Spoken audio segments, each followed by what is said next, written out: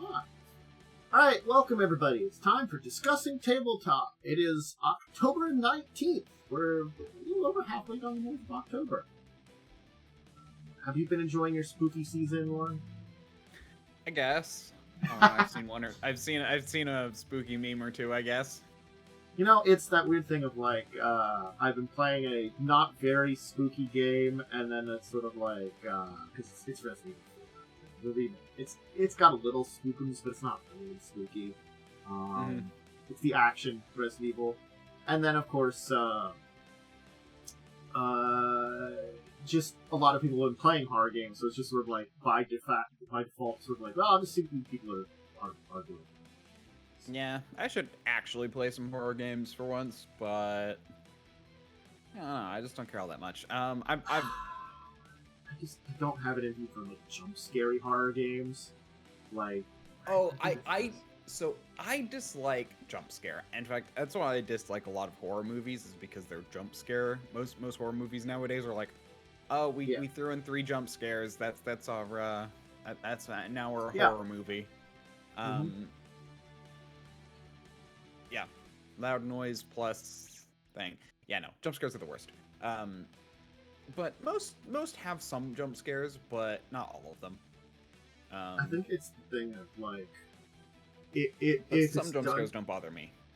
Yeah, if it's done right, I think it's not so bad. But it's just like, so I think that's the same way from the games. Like something like a Resident Evil, even with more classic ones, where it's the tension of exploring and the survival part of the survival horror, which adds a lot of attention to it. I like that kind of thing. Classic survival horror. And even you get some of that stuff modern days nowadays, but I don't know. Unfortunately, a lot of times, a lot of horror games just go through attention. I wouldn't say a lot. A lot of this, like, I wouldn't say a lot, honestly. I feel like most of the horror games I've seen, unless you're going like indie horror games, which are made, they tend to have a lot more. I think it's because there aren't a lot of mainstream horror games. I kind of associate the indie horror games with horror games. It's like we have like Resident Evil. Now we've got an actual okay Silent Hill. I guess I would call it decent Silent Hill, because Silent Hill 2, having been that a game I played a bunch of, and now like I haven't played it, but I've seen some full playthroughs of it, and I'm like, you know what? Okay, good. There's some things that I definitely can see are some issues with the new one, but certainly it's moving. It's a different kind of thing, but it's a good game. Yeah. When I think of horror game, though, I think of things like Soma, Outlast, those kinds. And there are some smaller ones which are also good. But when I say indie horror, I should say like, made by like one person is when I think of like, yeah, that's just jump scares. Those, unfortunately, a lot of those just default to jump scares. It's simple and easy. It's not. Yeah. Anyway, we should get into our topics, because we do have at least some more, spooky-related topics this week, but not all of them. I mean, this one could be spooky. We're going to be talking about yet another Secret Lair Superdrop. This one with Marvel. Yes, Magic the Gathering's teaming up with Marvel. I mean, they've done it before. Yeah, I guess. I'll put the link in. There we go.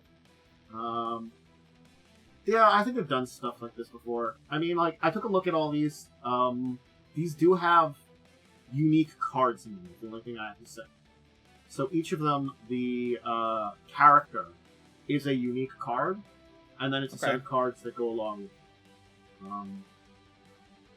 Like, I can identify some of these cards in here as having some kind of value to it, but a lot of them I'm not sure. So there's a Black Panther, a Captain America, an Iron Man, a Storm, and a Wolverine.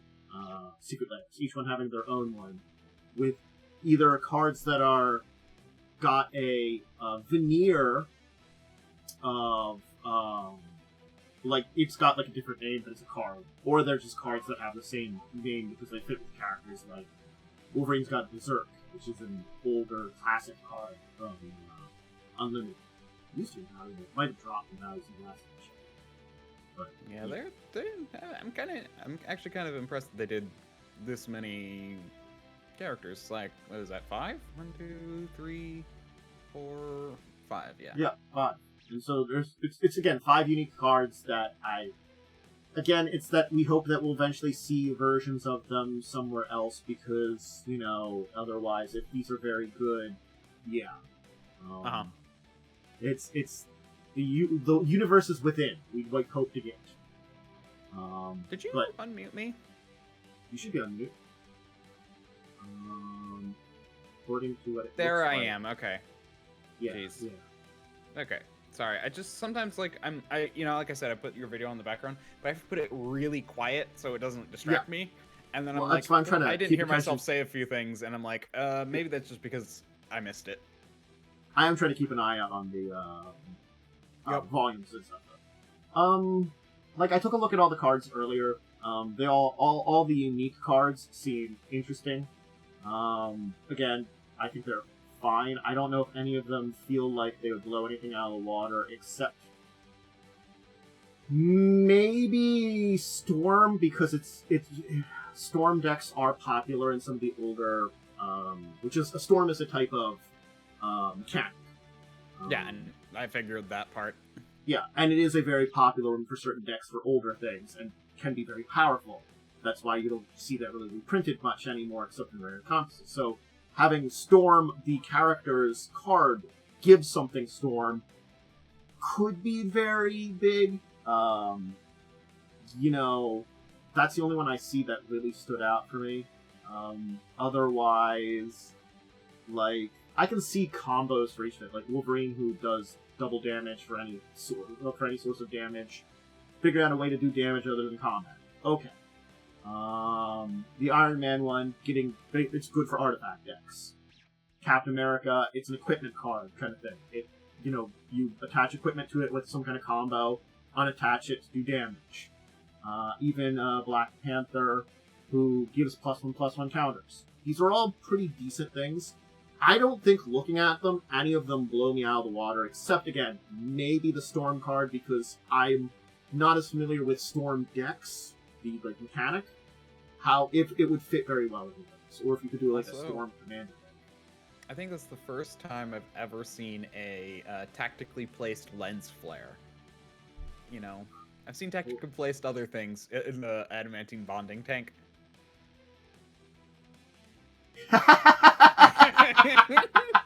You're not wrong. Tactically placed things are common in art. That's the first time I've seen it in a lens flare form. Yeah. They also have an arcane signet. That's a special one, which is that's just that as a bonus card is sort of like, okay, great, I have arcane signet. The expensive card. Yeah, I find it interesting how much they mix the art. Like they put some comic book art, some art from kind of more of the. I mean, it's still all art, but it's some of it's art from the shows where it's more of the show costumes. Yes, when you see the art they use to display with the MCU stuff, their art versions of storyboards and stuff that you can kind of find, they have kind of style to it. So I can see that some of these cards match that style, and some match more old comic book style. That is interesting. I will often comment on the art in these because I really can't comment on the mechanics. So, well, at least for Iron Man, Captain America, and Black Panther, I can kind of see them. Oh, I can see them in all of them. Well, I mean, for Storm and Wolverine, that can have that kind of art style differences, but we haven't haven't been in the MCU, so they'd be using that style without being made by them, or at least as we know. Yeah, since Marvel's got. I mean, the most prominent one is the Wolverine one, because you see the comic book costume and then the I'm forgetting the actor's name. Oh, well, for Rhythm of the Wild, you mean, where it's supposed to be... honestly speaking, Hugh Jackman did a very good Logan, because that's kind of how Logan is in comics, so... Hugh Jackman, you're right. Yeah, that's the one I'm thinking. It's very Hugh Jackman. Very Hugh Jackman. He does a good job. I think, like, Captain America's Aid is the one card that I see that screams to me like MC, or and the Captain America First Avenger picture, because I'm pretty sure they've used that, like, position of him throwing the shield in, like, opening opening thing with the Marvel logo, where they see, like, the characters doing stuff before it goes into Marvel at the beginning of the movies. I think that's exact one has been shown up in those, having seen enough Marvel stuff. So I don't know. I think it's fine. Also, the first Iron Man one, very much in my opinion, looks like Robert Downey Jr. That one, I think that that one, I definitely can see the influence in that one. Yeah. And the Soul Ring kind of looks more like very much the design from the movies. Yeah, I think again they're capturing a lot of a mixed bag of designs here. Yeah. Because, like, also, like, I look at In the Trenches and from Captain America, and that is very comic book. But a lot of these other ones, you definitely are right. There is, like, a definitely, like, MCU influence, especially for some of the characters that have had been in it. So. Yeah, especially for the ones who've had an actor portray them for a long time. Like, they have been, like, and that's fair. They've kind of become associated with the character. Yeah. I'm not gonna lie. I can agree on that one. So, again, let's see here. It released on November 4th. It's going to be a limited quantity one, but at least we have a couple of weeks before it's released so that people can probably give you assessments on current prices. And again, I think this is an important thing today to say, because we say it here, and I put a video that Flaring College was talking about with this.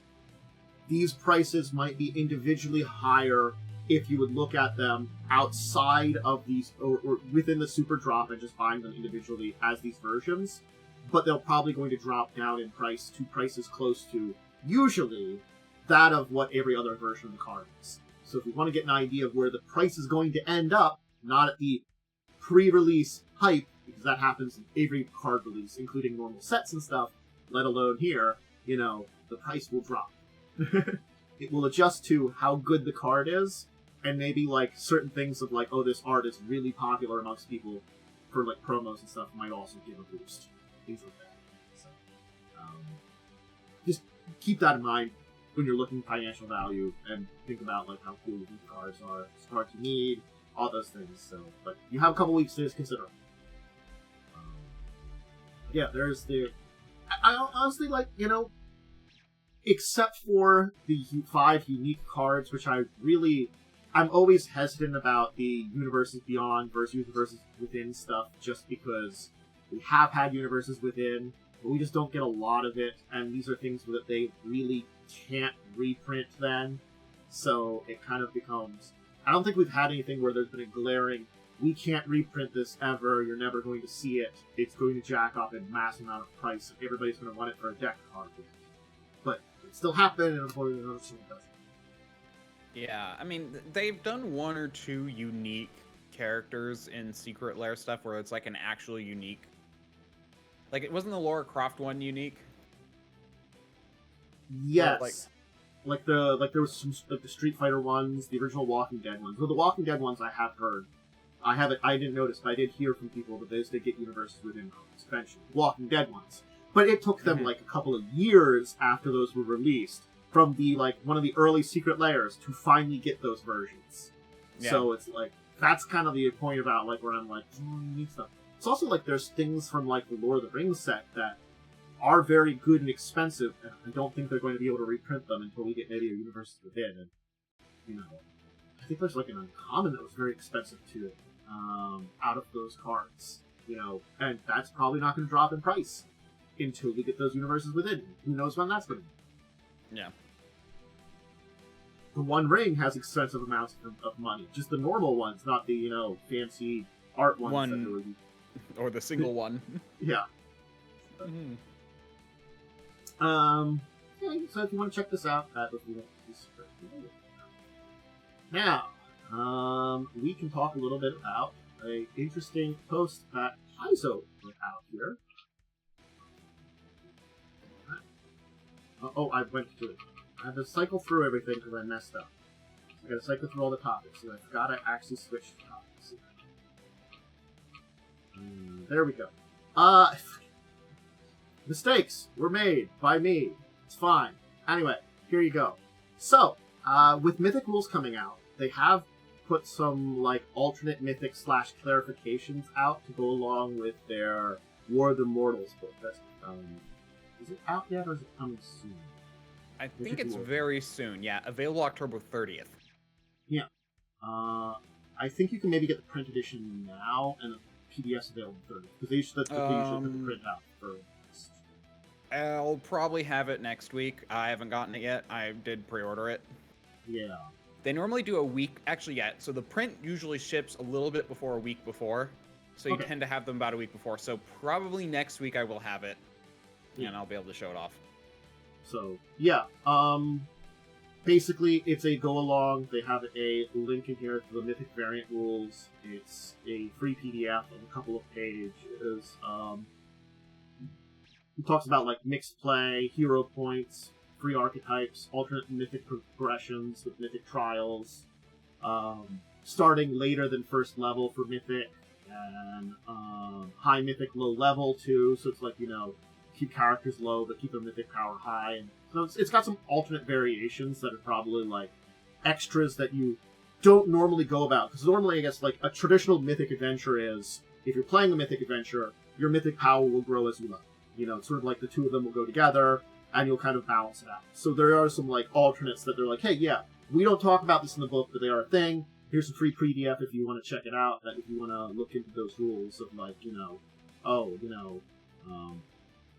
again, things like not starting at first level for Mythic level, or maybe, like, getting a lot of Mythic power really quickly, but still being low level. Those are interesting concepts. They're not normal ones for the game. Yeah. I think it's cool that we have all these alternate rules. And I think it's kind of like, what I'm guessing is, they put together the entire book, and maybe, like, people were asking a lot of questions in between the time period here, and they're like, this is, like, we're just gonna do, like, a little extra thing here of, like, information. It also probably because it takes a while for this stuff to get on Nethys, and they wanted it out right away. Yeah. So, you know, like, Nethys takes about a month to get the stuff onto it. And, like, especially with the books coming out now, and they're like, hey, you know, we want to get these alternate things out ASAP. Here you go. Yeah. So I'm not, like, it makes sense. Yeah, no. And again, I do think it's pretty cool that they're giving us these alternate things. No, I want them to come out with a 2d10 rule, alternate rule. No, then people have to put it into their systems. And I don't have to edit it in manually. Too bad. You know. I like 2d10 more than 1d20, because it actually means, like, when you're good at something, you're more likely to hit your average, meaning you're more likely to succeed at things you're good at, but also more likely to fail at things you're bad at, but you can still get lucky. And I like that kind of variation a lot more. Yeah. But yeah, as far as Mythic goes, I haven't played any Mythic. I never played Pathfinder 1e Mythic, so I don't really know. I know there was some worry about it, because Pathfinder 1e Mythic is kind of weird. Okay.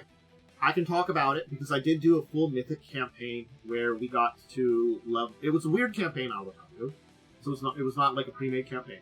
But I played with some friends, and we got to 20th level, Mythic rank 10. We did get to it at the end of the campaign. And it was a pretty epic, weird campaign with a lot of... It was a very interesting storyline with a lot of crazy stuff happening. But during that campaign, I got to test out Mythic powers. And Mythic powers, generally speaking, from what I can talk about, from my experience with it, are very powerful. It's sort of like, it's another level of power on top of it, and it's, if you're playing a Mythic campaign, you're going to fight Mythic things. It's going to be bigger, like, crazier stories, that kind of stuff. When in first edition, Mythic basically, for every 2 ranks you got, you effectively were 1 level higher for determining challenge opponents. So by the time we got to level 20, Mythic rank 10, we would have been like level 25 characters. Yeah, in this game, or sorry, in in Pathfinder world, Mythic basically means you have like the spark of a deity or something, and you can like effectively attain immortality. That's the whole idea of it. Yeah, it's like you're like a hero, like you're like a demigod or something. You've got a spark of something, the divine essence, but it doesn't even reaching level 10 mythic doesn't necessarily mean you ascend to anything. It just means that you're kind of like you're I feel like the mythic path is the path to becoming something akin to a demigod.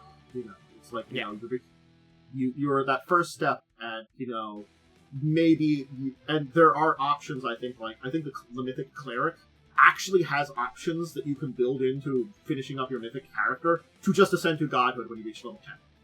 Like it's just like you have an option just to be like, well, I've reached level 10 mythic, I'm just a god. Yeah.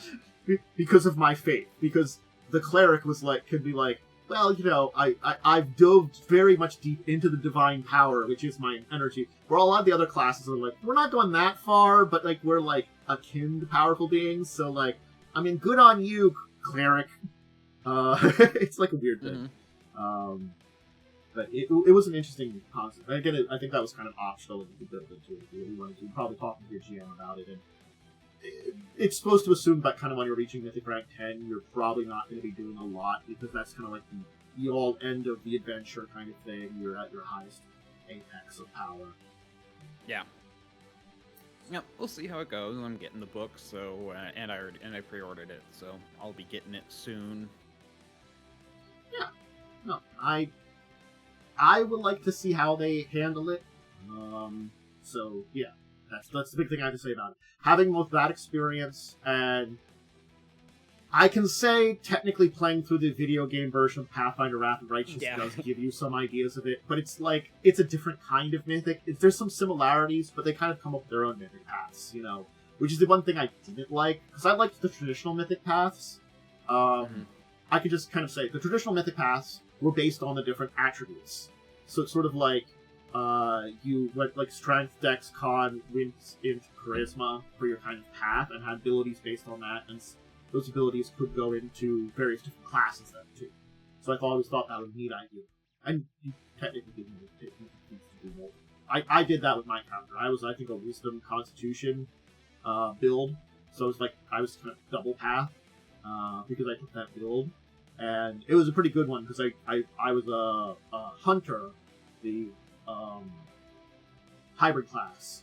And so I took, like, for my, like, hunter abilities, I specifically took the that, and since I was like the frontline fighter, I used the Constitution to like fortify me as in front tanking stuff, and then use the other thing to fortify my like natural abilities. It was an interesting thing. Honestly, this might be interesting because like in my world, because like I have a custom world where like you can technically achieve godhood, but in my opinion, level 20 isn't like far enough for that to work, so the idea of mythic might be interesting, especially if you can start at later level. I did see a start later variant thing, so it might be interesting to incorporate that in my games if I ever do run a high level campaign, due to the fact that I do have that aspect in my world. Yeah, it's not necessarily, it's a pretty good idea. I think they have a lot of interesting context, especially with the new page there. The bonuses. English brain thing. Anyway, so yeah. Why don't we, though, pop on to our next topic, as we've gotten that a little bit there. And I just wanted to do an update here, because we are getting through the back end of the Starfinder 2nd Edition playtest. Excited. We've been in Playtest 3. They've put out a whole bunch of errata on Playtest 3, so they've updated a bunch of stuff based on what they've got. They will probably do a little bit more. They're basically planning on finishing up this wave by December 31st, and they haven't mentioned if they're planning on another wave after this. But basically for ancestries, classes, equipment, and spells, there's been a bunch of upgrades. They're listening to a bunch of stuff that people are saying. They have a bunch of ideas that we talk about in this article here about what's going on with the updates of it. And so we can see that they're doing improvements, you know. we're 3 playtests. We're 3 levels of playtesting for Starfinder Second Edition. We're refining it down to what is going to be really good and probably getting closer to what's going to be released when it comes out. So yeah. Honestly, I think this would be fun. I don't expect to play Starfinder as much, just because I tend to go either sci-fi or fantasy. I tend not to go sci-fantasy. Yeah, I figure it's, again, I was always thinking of running a Starfinder game, but as soon as they announced, they basically, by the time I was thinking about it, they announced second edition, so I'm like, well, I guess I'm waiting. As much as I did like the little bits of first edition Starfinder I did play, it is basically somewhere in between second edition, first edition Pathfinder, so I'm like... Okay, there was the Pathra always in the core? I don't think they were. Pathra are cat people. Yeah, I can't say for sure. Oh, they're putting Skittermanders in the main one as well. They are popular. I think they're... Because I remember the Vesk were. I know the... Patra was from the Shirin Interstellar were... Species book. Originally. Yeah, because I'm looking at the playtest right now, and they put Patra and Skittermanders in there, and I don't think either of those were originally in there. Yeah. I think Yosoki were. I know Vesk were. Yeah. I think they're putting a lot more of a mixed bag and stuff. I think that's the one thing that Starfinder is really good, which I think was one of my favorite things when I did all my videos about the different aliens you can play in it, because they have such a variety of species you can play, from like all different types, from like so many different strange creatures of like different biology evolving from different planets. It was just so much really cool ideas, and it was the like, other than like, I'm sorry, the only other time I've seen something close to this as I was thinking about it when people were talking about sci-fi, it's like, I think Stellaris, because you can choose a lot of weird alien races in Stellaris. Yes, you can choose some humanoid ones, but you can go like outside the box with a lot of like the types of creatures they show images in. Traveler has a lot. Once we're like, that's, I don't have as much experience with Traveler. That's the thing I can say. But it's sort of like when you look at like things like are really popular sci-fi, it's like Star Wars, it's all humanoids, and I'm like, this is one of those ones that I've seen, that I've looked into. It's like, no, there are some humanoids, but there's a lot of non-humanoids out there. Yeah, the Hivers are, just look up, if you're curious, just look up Hivers Traveler, and you'll see definitely one of the weirder ones that Traveler has. Then they have ones that are just centaurs, which are just like, okay. Yeah. But yeah, I honestly though, I don't know why, but I'm always disappointed every time I see a Lashunta, because I'm just like, you're literally just a human with antennas. Yeah. I don't know why that bothers me. That is just... Well, I think the thing is, it shouldn't bother you because they're technically from the same solar system, and there are interplanetary portals, so they could be from a similar stock with other humanoids and Galarian. It's sort of like, elves are technically alien to Galarian, but they're from Castroval, which I think the Lashunta are from Castroval, too. Are they? Lashunta... if that's the case, then that makes a lot of sense. Yeah, Castroval. They're from the same planet as elves. Okay. Which, again, it's still from the Galarian solar system. Okay. I think that's why, I excuse them a little bit more. Yeah. I didn't know that. So. That's getting deep into a lot of crazy Pathfinder lore. Yep. It's sort of like, I've enjoyed talking about the Galarian, the home planet of the Pathfinder system. There's all the other planets actually have a whole bunch of other lore stuff that I really haven't dove into in any of my videos. I know it's funny because I know a bit about the Vesk and the Shirin, but because I listened to people who did a Pathfinder playthrough, and they used, but they didn't focus. They did it like way out of system, so they didn't focus on the Galarian system at all. and that's why it's like they were near to the Vesk, which is why I'm like, I learned a lot of random Vesk lore, and one of the characters was a Sheeran, and that had a thing to it too, so that's why I know a lot about those. But so yeah. Alright. We can continue our tour with a game which hasn't been in the market here in the US for over 20 years. Fighting Fantasy. It took me a while, but I think this is one of those things that I'm pretty sure I'd heard of this many, many years ago, but it was like one of those things in passing that I wasn't really like interested in at the time. Because again, like, well, I mean, like 2 decades ago. How am I thinking about then for other outside of D&D stuff? I'm not gonna lie. But apparently, so Fighting Fantasy is basically solo adventures, non-linear narratives, with dice rolling RPG mechanics. So it's one of the early and most innovative kind of like solo RPG series, I would kind of call it. And there's been over 50 books published, and basically Steve Jackson Games is bringing them back to the United States at this point in time. Mm-hmm. The original one was 1982. It's been relatively popular, and they've got a U.S. publishing agreement with it. They're giving us 5 next year, early on, and 5 later on, 2025. So we're getting at least 10 of the books.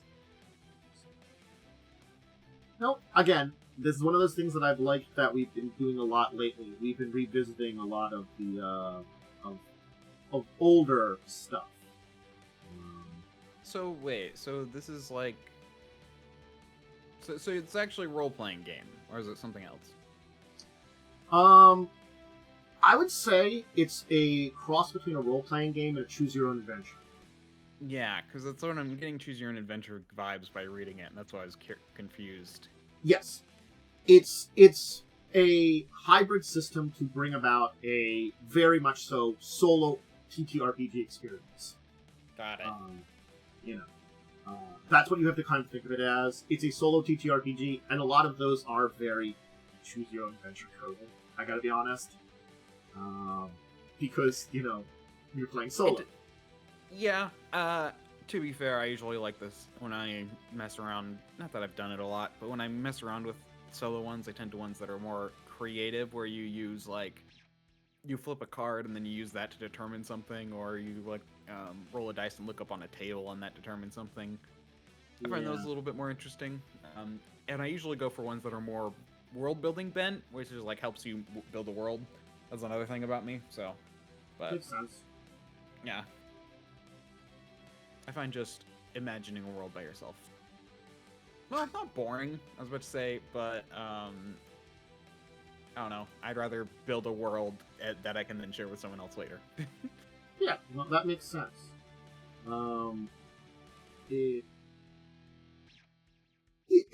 It's an interesting sounding thing, I think that's the thing is, I understand doing this, but, like, I don't do a lot of that in the solo stuff myself. But I can see there being a market for it, kind of thing. So, yep. It's neat that we're getting it, and it is a more classic series of these type of adventures. So, them coming back is always cool. I like when we revisit the classics. So I'm guessing you probably like make a character, and then that determines like how you get through obstacles, and then that has you turn to pages. Yeah. Maybe. Again, it looks as though they're not saying a lot about the mechanics, but I guess it's sort of like you have to look up Fighting Fantasy to see how it is. And since it is old enough, they might have information exactly run. Oh, maybe. But it's also Steve Jackson Games, and they're kind of... It could also be that you kind of almost have a pre-made character to it, and then you're using the roles to determine stuff. It's sort of like it becomes almost like it's kind of like a pre-made adventure with a pre-made character. It's like here's the character you're playing as for this adventure. Like Jim the Thief will say, you would have these stats for the thief, and you'd roll stuff with your stats and stuff to figure out, oh, am I succeeding on this? Am I failing on this? Where am I going? Stuff like that. Apparently, there's a bunch of fighting fantasy Steam games. Interesting. Yeah. Huh. Are they all produced by this group?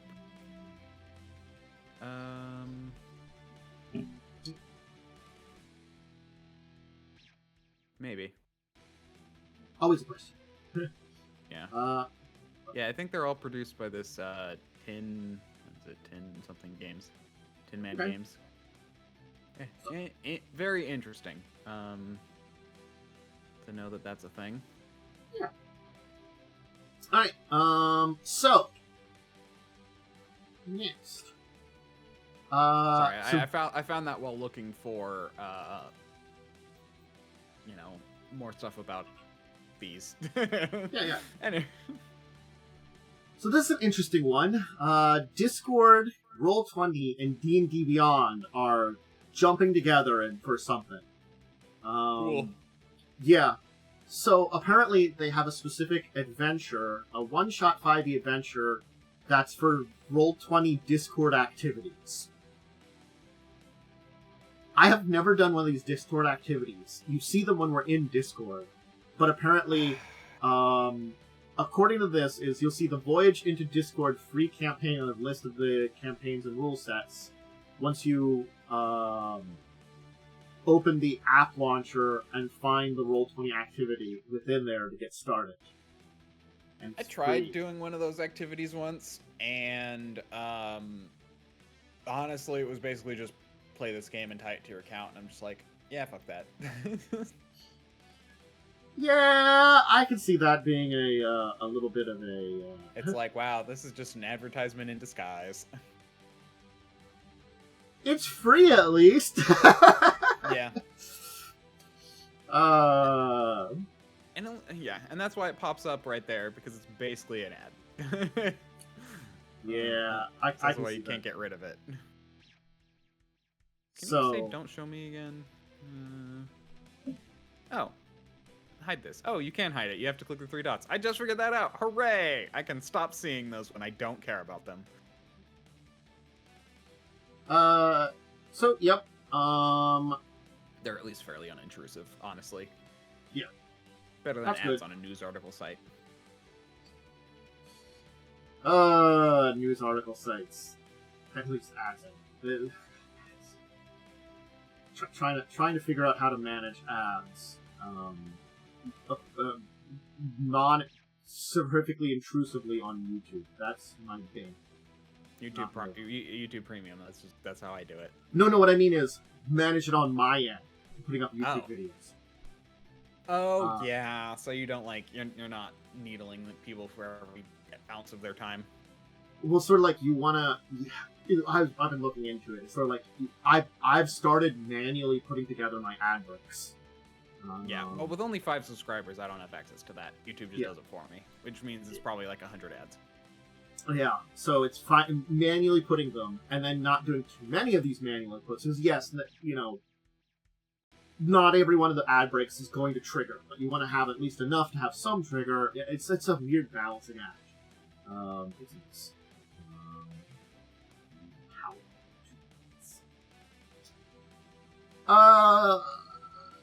Again, YouTube Premium, you don't see ads, and it actually helps your content creators more than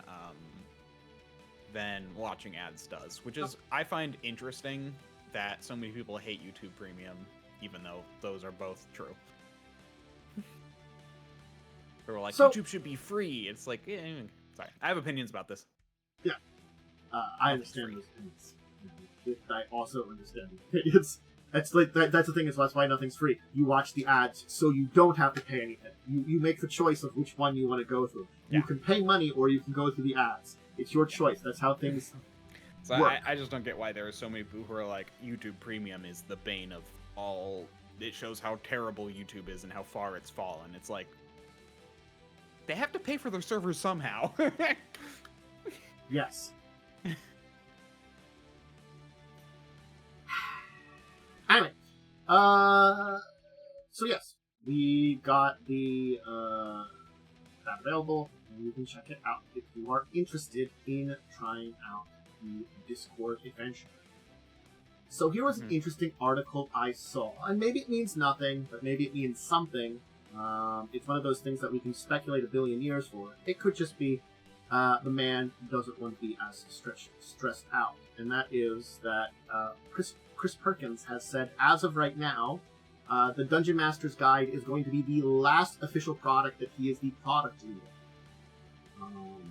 Chris Perkins being one of the big movers and shakers, game architects over at Wizards. Yep.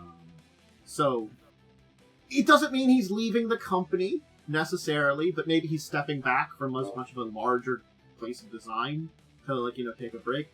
I would think that, being a lead architect of a game, a product lead on a game, or on something, especially something like the 2024 books, would be pretty stressful.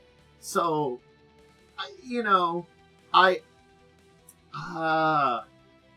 it's an interesting thing. It might not mean anything, but, Chris Perkins is one of the voices, has led 5th edition for a long time, and, I would rather, if anything stays consistent within 5e as it is right now, I would rather somebody like him stay around because he does have a love in the game. Yeah. How much that fights against the corporate pressures, but it could possibly happen. Mm-hmm. Corporate pressures are always a bitch.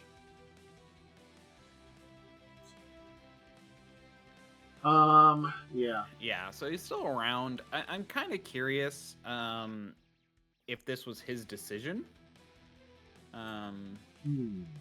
Because it doesn't say that he stepped down as much as he will. This is the last one he'll be on. Yeah. The article here, they've reached out for more information from Wizards. I guess they haven't gotten it back yet. Yeah. And it's Yeah, I suspect... Because that's the thing, is I think it's probably like a mutual decision. Maybe like some negotiation. Like Chris Perkins...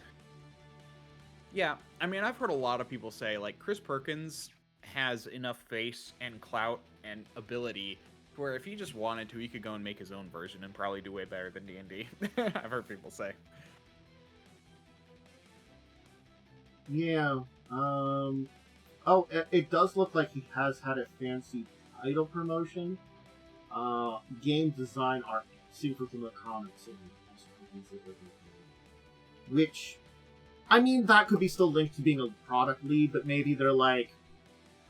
Maybe it's sort of like he's taking a step back from, like, the limelight and being more, like, in charge of... Part of the charge of the architecture of the brand a little bit more for the games. That could be better, honestly, then. Because, like, I was worried that, like, maybe he was, like, getting pulled out a little bit and put into somewhere else. But if he's getting put into, like, game design lead, that might be good. Because he has a good head on his shoulder for game design. Yeah. So he'll probably be working with other people, but he won't be the one deciding what goes in the books. He'll be the one helping balance rules and probably more of a managerial position, honestly, is what it sounds like. Manager of people who design. Yeah, so it's sort of like... What's a good comparison? I guess it could be your Kevin Feige at Marvel, maybe. That's a good comparison. Where he's kind of like the top person of the things and has a lot of the final says and gives a lot of ideas, but he's not the one on the ground working on everything and putting things together. Yeah. He'll show up and give some great suggestions and then go off to work on the next thing. He's working on all the things, and that might be less stressful, too. Because I think he's done a lot of stuff. Again, yeah, actually, based on one of these comments, if this is true, I don't know, but Perkins apparently was a full-time employee of for Dungeons and Dragons since 2nd edition. So yeah, it's a comment, so I don't know how accurate that is. It could also be that he wasn't a direct employee at TSR. He could have been just working with stuff from some of the other companies and stuff for a long time. I don't know. We'd have to look at his full history. That's always a good question that sometimes it's an answer. So, alright. Moving on. We can talk about the end of Mythic Games. I've heard of Mythic Games before, but I haven't really checked out any of their games before, which I guess is now unfortunate as it's gone. Now, I'm giving you the article I found at because I tried to link to the announcement, and the announcement's in French. And I can't read French. I'm sorry. I learned a little bit back in the day. That was like, really, really long ago, and it was only some basic conversational stuff. As far as I ever got. So, I don't know. But basically on October 10th, the Mythic Games France Sorrel has dissolved. Actually, so I did some cross-referencing. He started working for Wizards of the Coast in 1997, which would have been AD&D 2nd edition. Okay. So he started working for Wizards back when they had just gotten AD&D from TSR and were still finishing out their stuff. So he might have been there to help when they were completing the back end of... Because I do remember that's something they did before they went into 3rd edition. They did finish out a lot of projects that... that's when Wizards of the Coast... That's when Wizards of the Coast was bought by Hasbro. Yeah. So he's basically been working with Wizards as long as Hasbro has owned them. And which is interesting. So he was working unofficially with D&D stuff before that, but that's when he was like officially part of D&D. Cool. Anyway, so yeah, Mythic Games. I think we might have even talked about some of their games up on Kickstarter or something over the years that it's been out there. Apparently, they've been struggling. And they did sell some of their intellectual property rights to Come On Games, which I haven't seen any major. I see stuff from Come On Games, but I haven't seen anything major to talk about. But I talked about them years ago and stuff like that. And if they do another major something to talk about, I would talk about Come On Games again. So I'm kind of leaving that as an entire thing there. But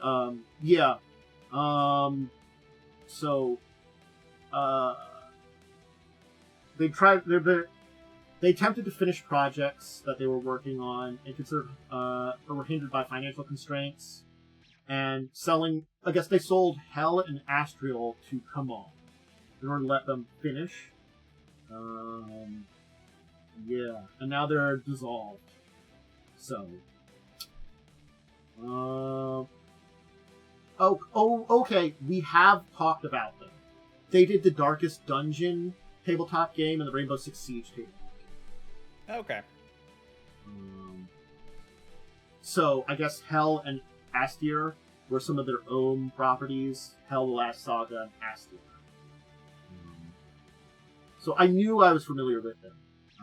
I'm like, I've definitely talked about it before. I just missed until I read it again. Again, unfortunately, the announcement is in French, but if you want to check it out, you can do that if you can find it out.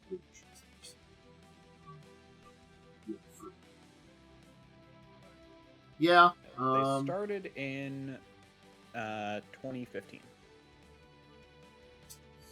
It's always sad to see the end of a company, but it happens, unfortunately. Yeah. So RIP, the Mythic. You had some interesting games that we certainly talked about. Remember, we talked about Darkest Dungeon and Rainbow Six Siege. Where's Luxembourg? Luxembourg is that weird small thing right next to France, right between France and Germany. Yes. They're based out of Luxembourg, or at least they were originally based out of Luxembourg. It's sandwiched between France, Germany, and Belgium. That's probably why the announcement was in La Parisienne. That makes sense then. So yeah. Yeah. Again, it's kind of like dang, that sucks, but unfortunately stuff like this happens. Yeah. Yeah, apparently they like they tried to do as much as they could through like Kickstarter and stuff. I don't know, it was just kind of an odd business practice to go for.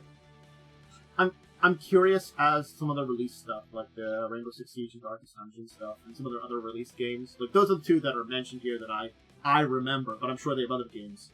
If their entire library has gone to come on, or if oh no, it does.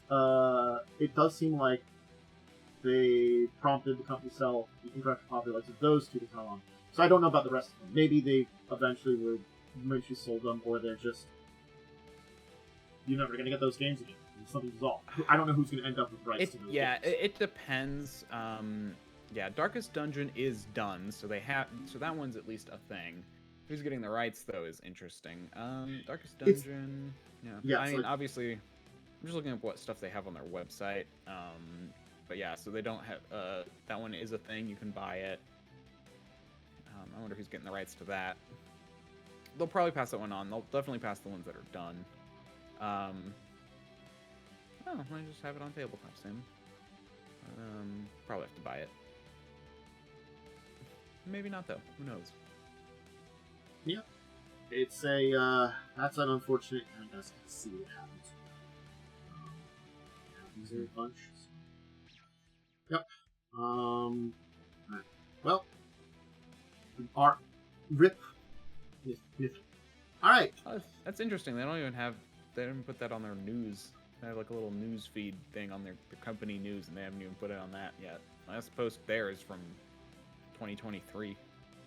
They just might not post anything anymore. It just might be dead. Yeah. So, the Conan the Hyborian Age RPG, which I think we talked about them doing a new one of this months ago. I believe they put out a quick start for it. It's officially live up on Kickstarter and going until November, and it's funded. It's a new Conan RPG. The last one that we had that was a big one was the one that Modiphius did, and I'm assuming what happened with that is they may have lost the Conan rights, or they just defaulted back to whoever had them, or I don't know if it's related. I thought Conan was free, or like not free, but like basically it's no longer copyright, so it's like people can still make stuff. I think it's the entire thing of that weird thing for there's different stuff for different types of copyright. I think is what it is too. That's a big part of it. Is there's different types of copyright.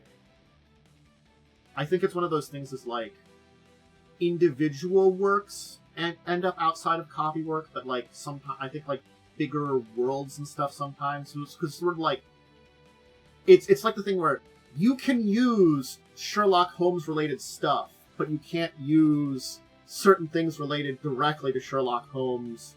Like, because I remember hearing about this, that there was a, I don't know how it works, but because Sherlock Holmes is much older, it's like an older one too. Like, there was like a weird Sherlock Holmes-ish cartoon that someone did that was like a future, like Sherlock Holmes waking up in the future or something like that they were talking about. That they had to do it that way because they couldn't do an actual Sherlock Holmes story for various right reasons unless they paid the estate. Because the estate still has control over certain things. Kind of like how Lord of the Rings still has some kind of control too, even though that kind of copyright is on. It's like there's this level of control that remains with the product, though like certain details go outside of copyright. I think it's yeah, okay. Yeah, like making comics of Conan is owned by currently Titan Comics. Passed from Marvel in 2022 to Titan Comics. I'm not sure. Like the comics obviously are still have rights tied to them. I'm just trying to figure out like what the Conan like idea is, because I know it's older, right? Like it's from like the 80s or older. It is from much older than that. Yeah, Howard E. Arthur's books are very much. Oh, sorry. Yeah. Okay, you're right. Yeah, no, those are like 60s, aren't they? It was Robert E. Howard. Robert E. Howard stories are in the public domain. Yes. His death was in 1936. He wrote Conan in the 1930s, 1920s. 1930s. Okay, so they are definitely in the public domain. So you can so that's probably part of it, is that like, but people can make like the story associated with the comics are copywritten, because those were made in the 2000s. Again, it's this weird thing that like there still is partially correct. There's still stuff protected. It's not as like open as now it's expired, kind of exactly gone. It's just a weird thing with the copy stuff. It's complex. Yay! We can't have simple things. No, apparently Superman will enter the public domain in 2034, so in 10 years. But will they probably say it's like the yeah, it'll version? Yeah, I know. It's kind of like when Winnie the Pooh got off copyright and Disney was like, "Oh no, only the shirtless one. If he has a red shirt, that's ours." Or how Mickey, it's like, I guess the Steamboat Willie version of Mickey or something. Yeah, they basically claim that a redesign is separate from the original, which is dumb. Because it's all the same character, right? Well, again, I think also like it's characters versus like stories too and things like that. It's the complexity of our weird copyright systems. I mean, yeah, basically it's so that way a person with a bunch of lawyers can find a reason to sue you. That's basically the point. So yeah, yeah, Conan Kickstarter. It's supposed to be a fresher take on the entire RPG things. Again, they had the quick start that I think they released some months ago before here. Yeah. Because I remember was talking about it. I think Batman released the quick start. Got a bunch of Conan books, I think, from Modiphius, and I want to say it was a Humble Bundle or something. So, and I've never played them, and I don't really care too much. Conan's interesting, but it's definitely not my style. It's very like low fantasy. I think it's fun, but it's also kind of like weird. It's the fact that traditionally most characters like are just people, and they fight against fantastical stuff more. It's like I think there is rules for like, because I remember back when so it's early days of me and Joe. It was oops another Conan some of the times, or there was the joke that like when Modiphius was publishing books, Conan always took a new job because again like it was one of those things. It's the different books.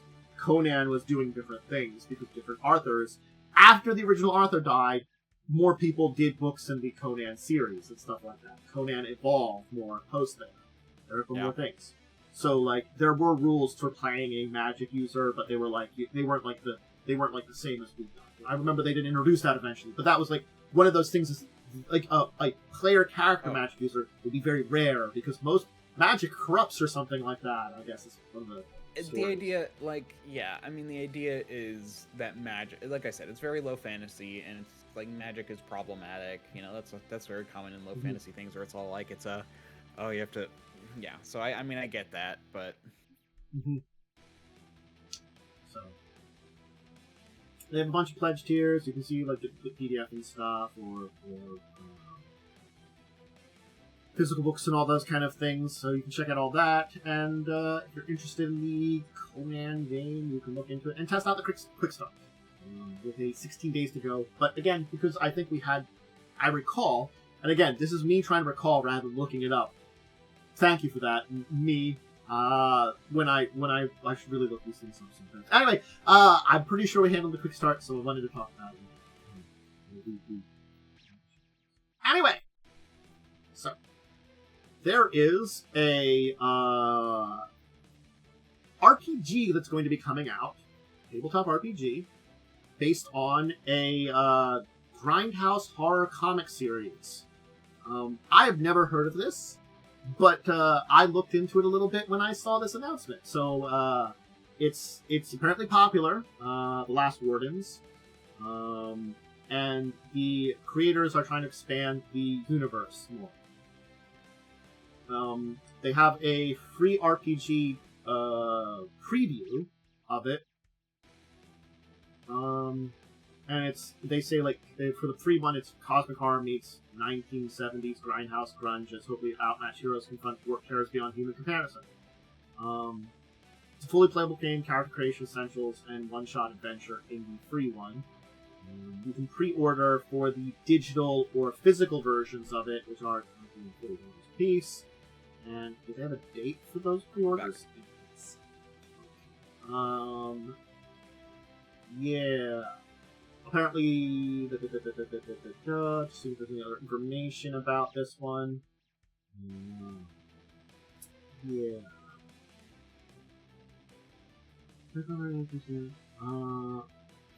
Let's uncheck this thing here. That's a book. It's not stuff. Oh. There's a lot of stuff coming out along with it. Graphic novels and other materials. So, again, this is one of those things that I haven't really heard about, but, you know, it seems like a neat thing. It's a horror thing. Again, if this comic series is something that you're big on, hey, maybe that's a good reason to check it out. And honestly speaking, as they have it there, the free preview might be enough to move you over to see if it's something that you would be interested in. Love how you have to check out for some of these things for like the free ones. It's just it's to get information. I know. I'm not doing that right now. Maybe later. So many of these things don't even... Like, I feel like if you're gonna send me an email, it should require me to at least tick a checkbox. And it should start out unticked instead of ticked. I try to untick as many checkboxes as possible in Switch. Same. Yep. It's because they get your email and sell your information, and then someone else starts sending you emails. So apparently there will be other adaptations, and the two creators will be appearing at the New York Comic Con on the when was that? So the date for it. Yesterday. They were going to be there yesterday. Sorry, a couple days before. So if they might have had more on this announcement on the Comic Con app and stuff like that, you can see what happened yesterday. Oh, I didn't switch to the thing. Whoops. I switched to the thing. Started talking about it without switching. Well, I'll just have to make it. Anyway, I guess we'll move on to the next topic anyway, to talk about a couple more to finish up here. Let's talk about a Kickstarter called Totem The Spirits RPG. Again, spooky season, so I wanted to at least talk about a couple spooky things. So in this game, which is... Oh, that's right. I looked into this one, I found out about it, and it apparently ended yesterday. So, I still wanted to talk about it, because I looked into this earlier and missed that it would end yesterday. And, basically keep an eye on it if you are interested in this one. I wanted to suggest it. They might do, like, a I mean, you can still usually find these things after Kickstarters. They're usually not exclusive. That'd be terrible business practice. Yes. But, again, since it is spooky season, I wanted to at least shout it out, because then, you know, you can keep it an eye on for the future, or, keep an eye on if they do, like, a post-backing thing, which some people do, or just when they release it more formally, because they do estimate a delivery date of February 2025, it looks like, for basic PDF, so I assume by then, around that time, you'll be able to get it. So, again, if you're interested, keep an eye. Just to go over it a little basically, you take the role of seekers that navigate haunted locations, search for clues, exorcise spirits, and uncover mysteries behind otherworldly entities. So, I mean, I'm not gonna lie, it makes me... They want to take things from, like, classic movies. It makes me think of Phasmophobia. Yeah. I mean, yeah. It's kind of generic house horror. Ghost, so yeah. House horror, ghost hunting. I mean, I'm sure they have their own twists on everything, which is supposed to be the uniqueness to the game. But you know, it is a very generic premise, which isn't necessarily bad. it is made. I kind of like the idea of this game. I think more things should involve map making, and apparently part of the thing is you have to like map out the thing from what you're told, and you're supposed to be vague about it. Yeah, and that sounds like fun to me. It's supposed. Then again, I like maps to a ridiculous degree. Yeah, and that doesn't sound for something like this because it is built to be basically one-shot sessions. I assume you could probably redo the same characters, but it's supposed to be each is their own story, kind of thing. Even if you read, say, for the same characters or make new characters. It's traditionally designed to be 2 to 3 hours, 2 to 6 players, including the GM, so you can probably do one-on-one with it. And it is meant to be definitely narrative focused with some couple of designs in there. Trying to push the narrative side. Again, you can check out the Kickstarter page just to keep an eye on it. It was funded, and I got a lot of their goals. It's unfortunately did, end. It's not the first time that, like, when I do research on a Friday or Saturday, when I put together the full docket, things have ended and I don't notice it. It won't be the last. They will have more than that because they do mark some things as Kickstarter exclusive, meaning they're probably going to be things outside of Kickstarter. Yeah. So you can probably find this at some point. And I assume that, like, because they were fairly successful, they'll have check out if you're interested in a little bit of spooky ghost hunt. And finally, we have one more spooky thing, and this one is brought to us by good old Monty Cook Games. Yes, Monty Cook Games. The Darkest Woods. So, I'm still waiting for Monty Cook Games to put out a April Fool's RPG about cooking.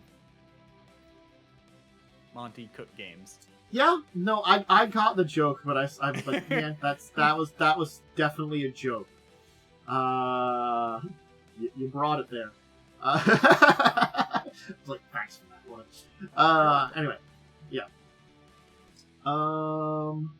So it is a horror game, a horror-themed adventure game, designed to integrate into other tabletop role-playing games, regardless of system or setting. It focuses on dark and dangerous forests filled with horrible things. It's the darkest woods, there's monsters, spirits, or other horrible things in the woods. Whatever will we do? A lot of that kind of stuff. I wonder if they're connected to Darkest Dungeons. I mean, I think there were woods in the original Darkest Dungeons. Yes, you technically start in woods in the tutorial before you get to the castle. But anyway, now I was just making a joke about the names. But yes, I understand. I broke down the joke. I destroyed it. Thank you very much. You monster. That joke had a family. I'm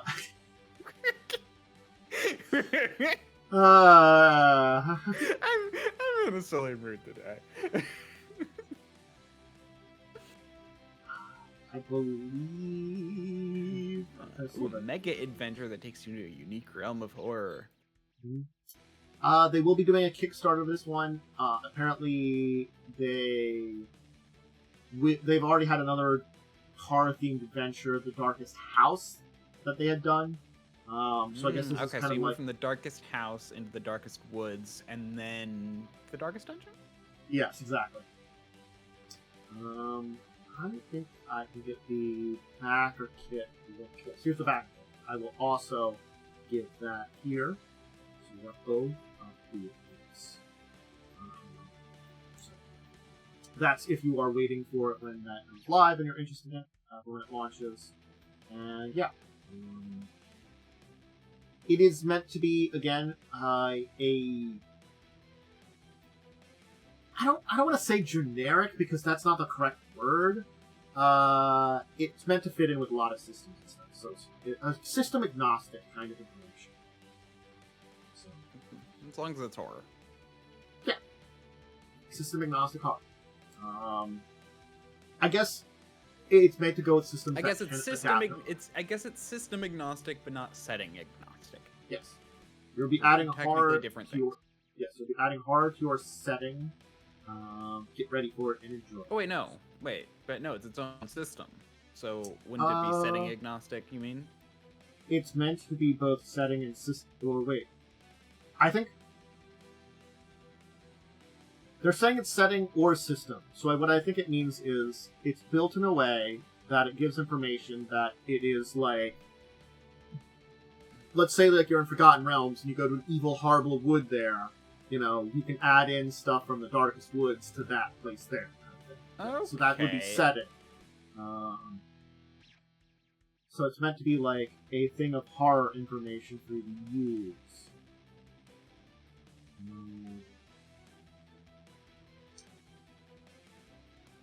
It's meant to be immersive. I'm trying to look at this. Yeah. So yeah, again, it's, I guess, just, it's meant to present how it like to build the horror experience, you know, and put together stuff. I like the idea of that personally. I love tools. Like I love RPG books that are basically just tools on how to do something. Yeah. I think that's the point of this. Is it's meant to be more of a tool to put together stuff rather than for a specific setting or system. It's meant to be like, I can use this tool to add this horror in. You know, maybe I'm doing a more horror-based game in a more horror-based setting, or maybe I want to add something a little bit different than they present, or maybe I'm doing a different system and I want to add a little bit of horror. Spice things up. I think that's how it sounds. So, alright. Darkest Woods, the backer kit is, I linked it there. They'll be live some point soon. I don't know if they just said it. They just say launches soon, so I guess you can take attention when that soon is. Soon. Okay. Alright, how we talk about our deeper discussion topic. So, this is something I've been thinking about trying out doing. I actually do want to bring up the, just real fast, the DMG 2024. Oh, sure. And just that, I did watch all of those videos. Have you watched any of them? I haven't finished any of them. I started a bunch of them, but I kept getting interrupted and haven't gotten back. Keep forgetting to get back to them. Honestly, I'll say the one where they talk about the glossary, or like not the glossary, the appendices or whatever, the one about like with like notable figures. They basically just spend the entire time geeking out about like people like, oh yeah, this was from this edition, blah blah blah. They're kind of just geeking out. The toolbox one is interesting. They basically just go over. It's just got a lot of the same kind of stuff that the other one had, but a little bit better organized and a little bit more there. It's whatever. I'm just wondering if you had watched it and if we wanted to talk about it a bit more, but yeah. It should be coming out soon. I'll sit down. I think the big thing I saw a very good discussion on the Bastion systems, and I didn't get the full. Again, that was someone else's video that I started. I just haven't gotten back to. But from the first part that they were talking about it, I think the big thing that they took away from it is if you look into the Bastion system stuff that was in the Unearthed Arcana previously, it's fairly pretty much the same as that. Mm-hmm. They haven't the Unearthed Arcana stuff. There is some differences, but not major enough that you probably just couldn't use the Unearthed Arcana Bastion system they presented previously. Which I don't remember if that was how old that one was, but I know one of the. I do remember one of the Unearthed Arcana had Bastion information in it. I did remember. I honestly, until that was mentioned, I was like, oh yeah, that happened. I forgot totally about that. So people mention things, and they're like, oh hey, the brain's just like. I mean, or you could just use the Matt Koval's Strongholds and Followers book, which is tailored for 5e. Yeah, there are some options that you have with interesting strongholds. Again, I think it's sort of like... I think the DMG comes into it is both good and bad at certain ways. I think it's exactly like the player's handbook in a lot of ways. It's better than the original DMG. Unfortunately, does seem to be much more tailored towards new DMs, which isn't necessarily bad. I'm not going to say that. I'm not going to complain against a book that's made better for more new DMs. But it doesn't mean it can be helpful to existing DMs. It's probably just... It's not going to be the super replacement that we want from the old DMG for those of us that have been around, for something that will be a really great DM tool for everybody. No, it's probably an okay DM tool for existing DMs and a great DM tool for new DMs. I think that's kind of what we're going to put it as. Yeah. And that's not bad. I'm going to say that's not bad. Well, in probably mid-November, I'll be getting it. So we can show it off more then. Yeah. So yes, I did actually look through it, unlike I did with the player's handbook. I've not honestly looked through that yet. It's a daunting. It's a daunting. task. Daunting. Yeah. Yeah. It's just more. It's I've heard everything that's kind of already in here, so I don't know why I want to look through it unless I'm actually looking for rules. Yeah, I get that. So this is something that I wanted to talk about as a topic because I was thinking about maybe actually doing it myself. And what do I mean is I'm saying using a pre-made adventure as a template. Because this isn't something that I've actually thought about some other people have done that have made much more unique adventures that are something on their own, but they use the basics of the pre-made adventure. And this is something that we kind of... I think we've talked about using pre-made adventures and making your own adventures, but we haven't talked about this strange middle ground. I remember some friends of mine, I think River was in that game, that someone ran a Wild West version of Curse of Strahd. Okay. Where Strahd was the evil bandit overlord kind of guy, or that kind of rich money baron who pays the bandits off for torment a town. And it was gunslingers and stuff like that. That is a completely different game than Curse of Strahd, but it takes this backbone, this essence of it, that you're telling a similar story and using characters that are kind of based off it, but you're making your own thing. And I think that's an idea you can do too, and we haven't really talked about that you can use an adventure as just an inspiration, ideas and stuff. Because actually I was thinking about maybe doing something a little similar to that with some of the, adventure paths and stuff like that. Especially for 2nd edition. If I wanted to use a 1st edition adventure path, rather than having to worry about mechanically updating it, maybe just using the, bare bones template of it, something like that. I don't think the mute person is getting a call. Okay. This is an interesting idea. I think it's fun, but yeah. So I think it's fun. Sorry, it's hearing Kentis speak. He doesn't mute for me. He just mutes for the stream. Yeah. So I think it's interesting. It has some interesting aspects to it. Honestly, it's a lot of work to do something like that.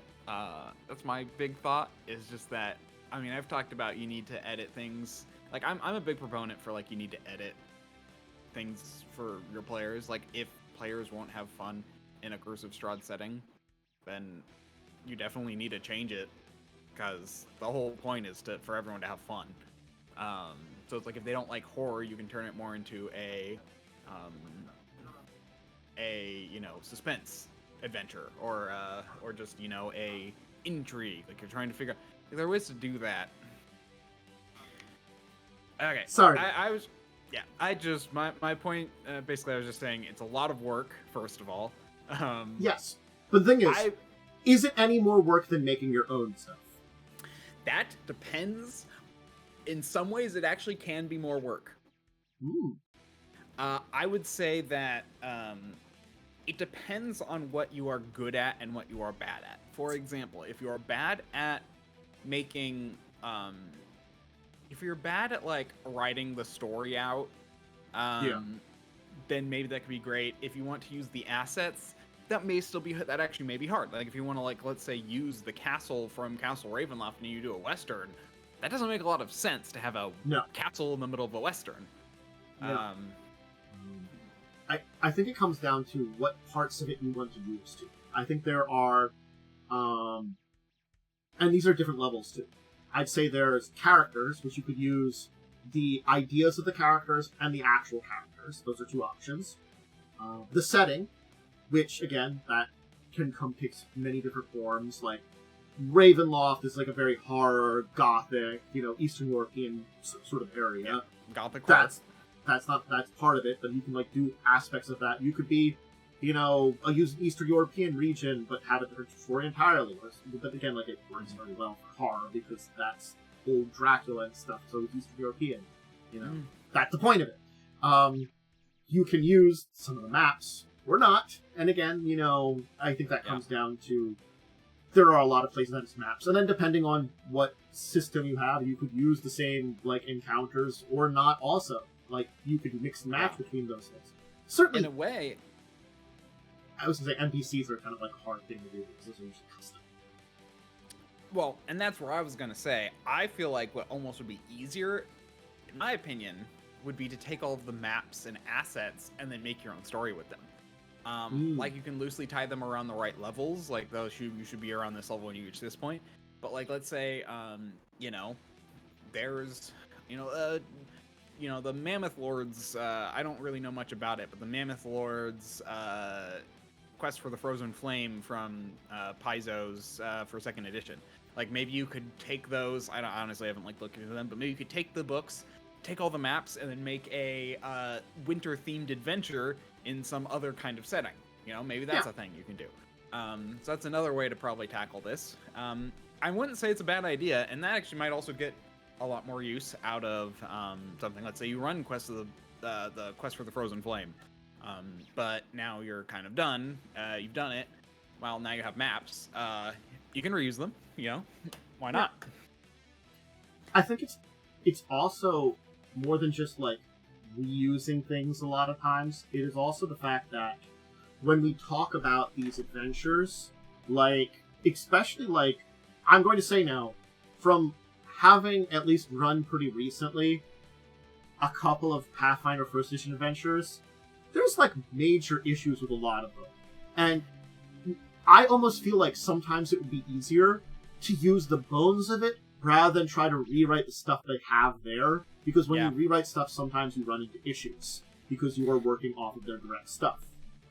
Yes and no. I mean, I tend to think it's easier to change things up than you do, but I ran Back to Curse of Strahd for my friends, and I wrote this whole storyline in where, like, one of the characters who was a warlock, who didn't have a patron because he was like a reincarnation of one of the dark gods, and I wrote this whole thing in. There's put clues everywhere, but I still ran that setting, so it's like, in some ways, it's like rewriting the story. Like I said, I feel like it's something you should do.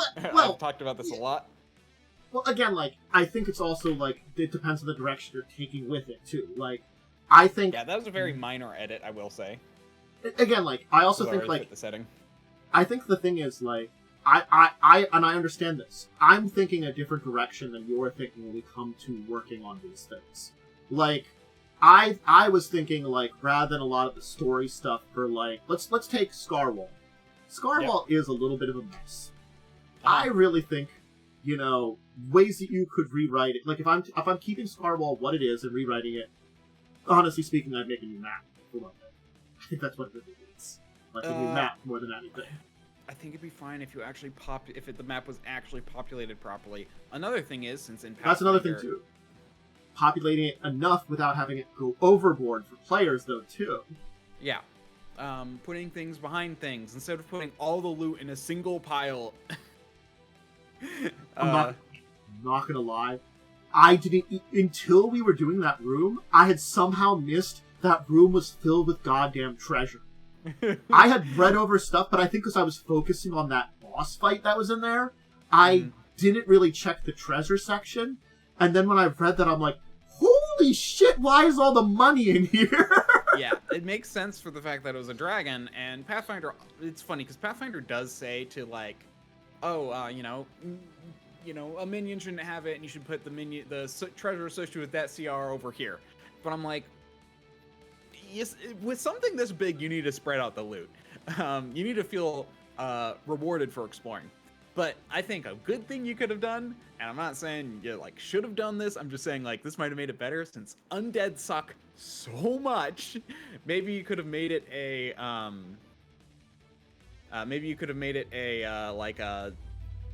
a demon cursed castle. You know? It could have had undead, but it could have also, I could have honestly, you could switch out different undead. There are other undead that are not so dickish, I think. Not less spiritual, more physical undead could have been a thing, you know? Yeah. It could have been that there could have been more other evil creatures that were there beyond just the dragon and the undead or something like that. Because it's been there so long, it could have trapped other types of creatures that were there, and some of them had integrated. Yeah, or you could have just taken the undead template and applied it to a bunch of stuff. Not going anymore? Yeah, like... Yeah. Yeah, so did you hear what I said about that? Yeah, you could just take the undead template and apply it to a bunch of stuff, you know? Like, so you could just make things undead that are like, you know, instead of a bunch of, like 5 Minotaur skeletons, you could have been like a Minotaur skeleton, a owlbear skeleton, a blah, blah, blah, and, like, actually mix things up a little bit more. Yeah, like, you could have had, like, different types of warriors that were there, too, you know... I think some of the encounters work, some encounters work less. I think there are certain things that, like, it's, like, you can look at it in different ways. Like, I think populating it well, to keep the balance is a good thing. Maybe spreading out, like, where kind of loots and stuff can be a good thing. It's an option. Like, the option of maybe changing the map around. Maybe either making the map smaller or, like, switching things around. Can be an option too, you know. These are ways to like balance it out and look at, you know, because having played through it, it's long and sloggy, and I've got to be honest. Like, honestly, you could have gotten rid of the second floor, and literally nothing would have changed.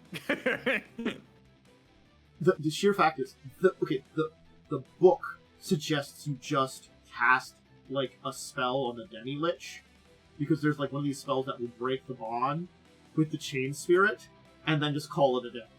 The book suggests that, because you don't need to fight it, and it's awful to fight.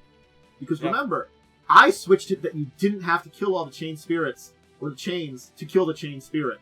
Right, normally you do. To. Yeah. Which, yes, you can just break them too, technically.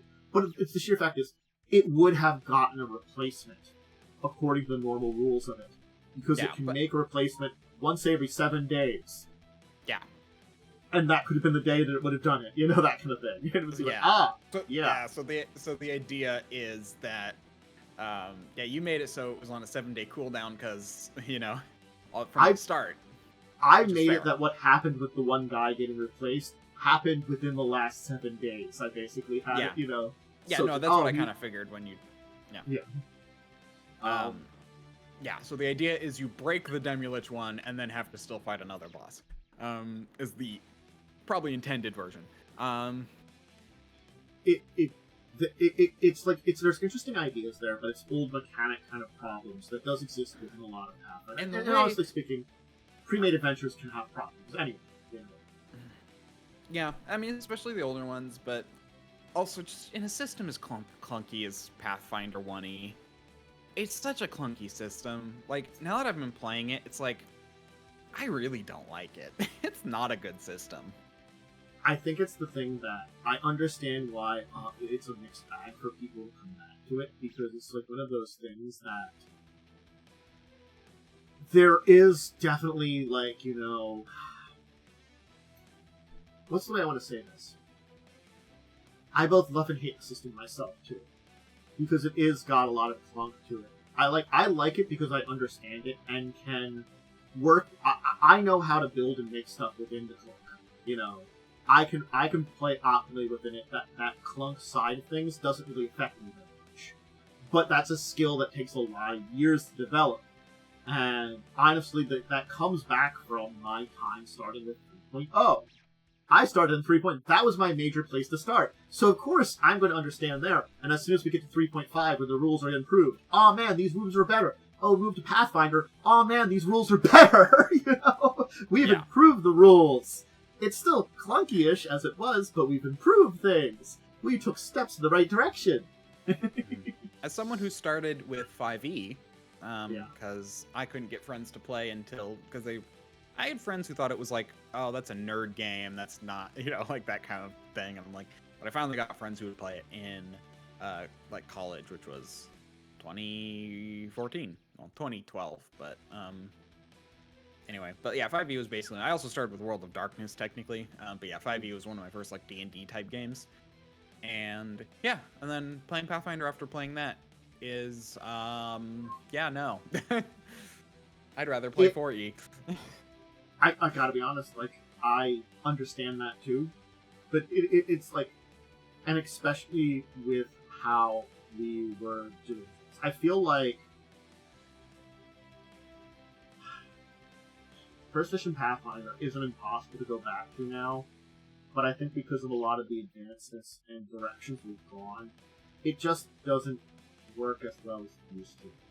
So there was a philosophy, and we're definitely getting off topic, but there was a philosophy that kind of creeped up. So it went from like very gamified in the sense that it was punishing to being like, okay, well, no, this kind of punishing gamification where it's almost unrealistic to make it unfair, because 1E was kind of that way. It was meant to be a challenge for the players, not for the characters. The players need to figure out how to solve the problem. That was original D&D. You then moved on into, okay, well, no, we still want it to be kind of like, it kind of then shifted into this realistic idea where it's like, okay, we need it to be realistic. That's when you get into the 3.0 and Pathfinder kind of era, where it's like, there are a ton of rules that are super complicated in order to make it more realistic, but also still keep it as simple as possible. Then you finally get to 4e and then 5e, where it's the game design is more, okay, we want to keep it flexible enough to where you can do what you want, but we want to keep the game elements simplified. That's the era that I prefer, and I think that's actually, I prefer that kind of gameplay.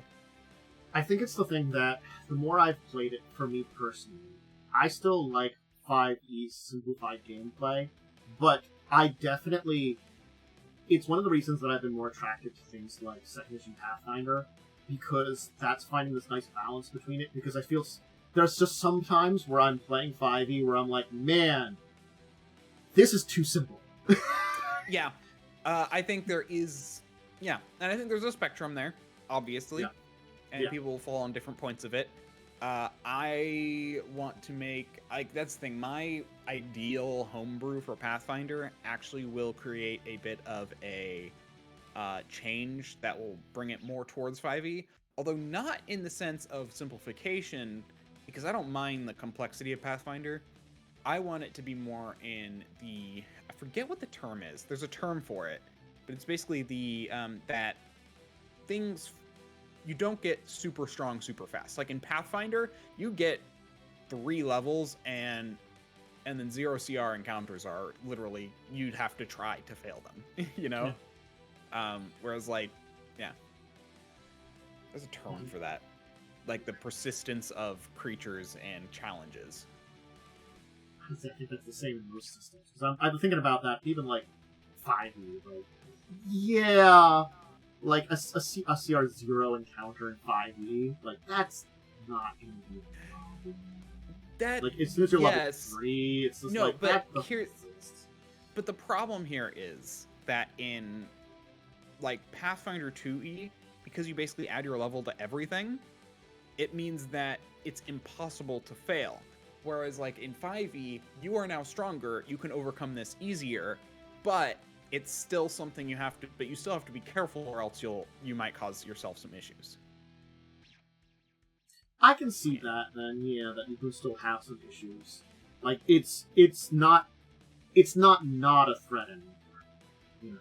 Yeah. Which, again, yes, in 2nd edition and older stuff, it does get to a point where it's theoretically not a threat. By meaning, things would have to roll a nat Yeah. No, and that's the thing. Like, there is a point in Pathfinder where a natural 20 is what you need to get a failure. Pathfinder hits that point. That's the thing. Is there's a point where an enemy will have to roll a natural 20 in order to not critically fail. Yeah, definitely. Like when you're level 20 versus level 1, but that is a very silly kind of battle. Closer to level, like a level 0 creature to a level 10 creature, you hit that. Yeah, you can hit that if it's something they're bad at and you're good at.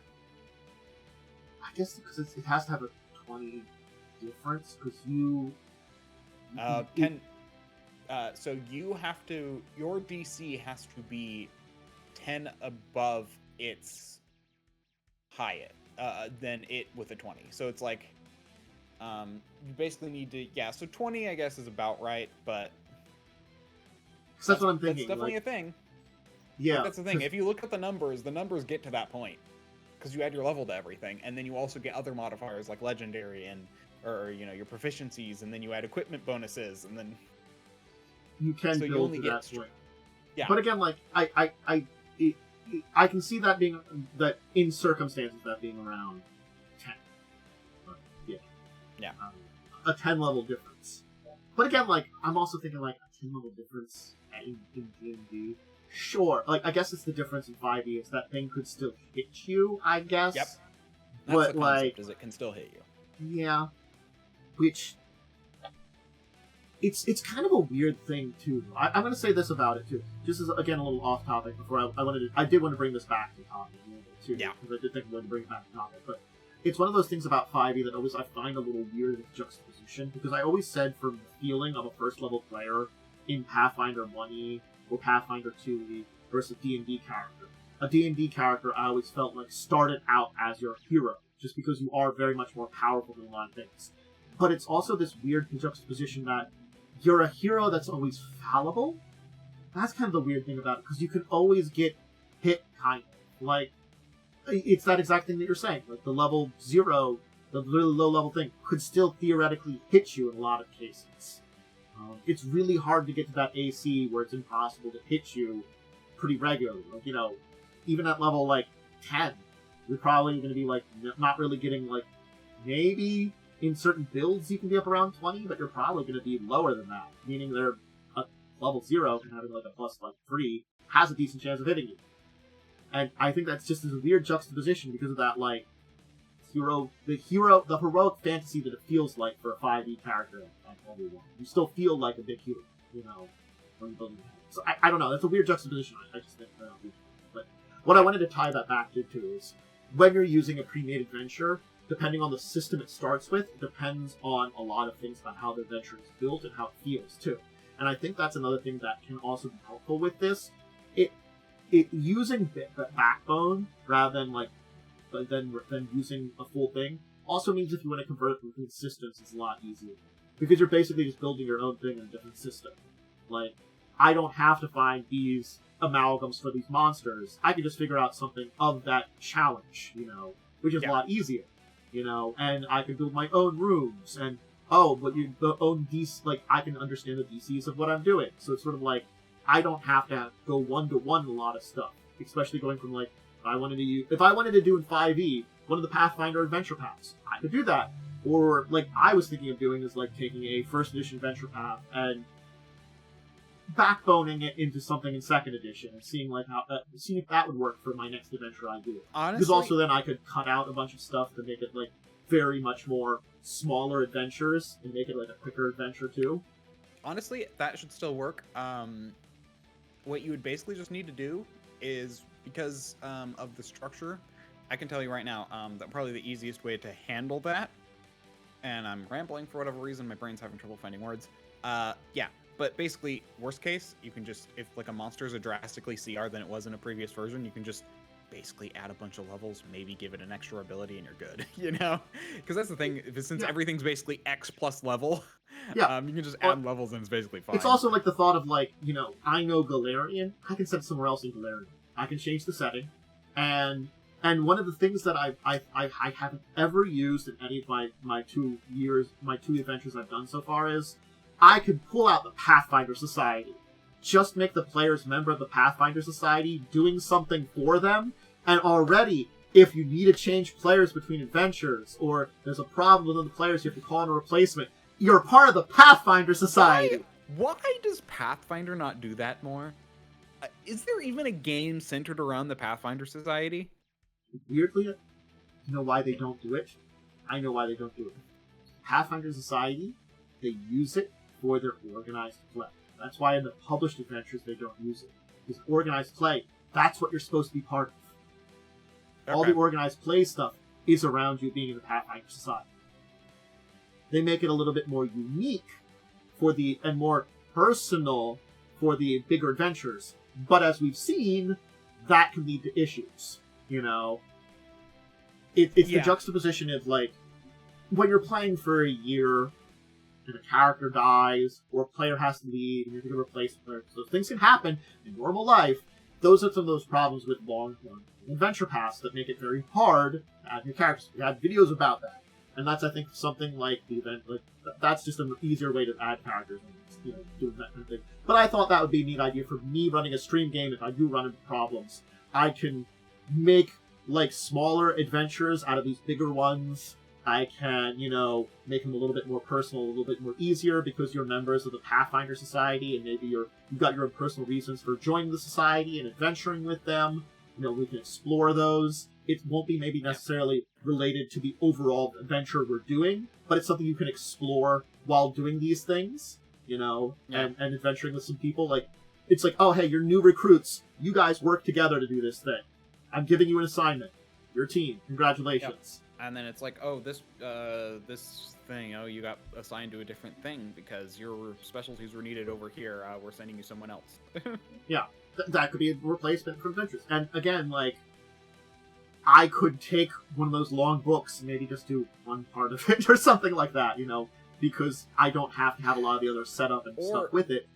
Or you can do it in parts. So that way you can do the first part, then figure out who wants to join for the second part, and then figure out who wants to join for the third part, and not have to keep the same crew the entire time for a year and a half. And I don't also have to have the same, use all the books too, you know, I can use certain portions of the books, like it's that kind of thing where I was thinking, in this case, this might be a great way to revisit some of these old adventure paths, or at least parts of these old adventure paths, without spending another year. Because as much as, like, I've had fun with Buffy the Shackled Sea and the Crimson Queen, they have been long. There is a concept that you really shouldn't be playing games for this long. Or playing a single game for this long. There was a whole thing I saw again. This is Matt Colville. I like Matt Colville. He has a lot of.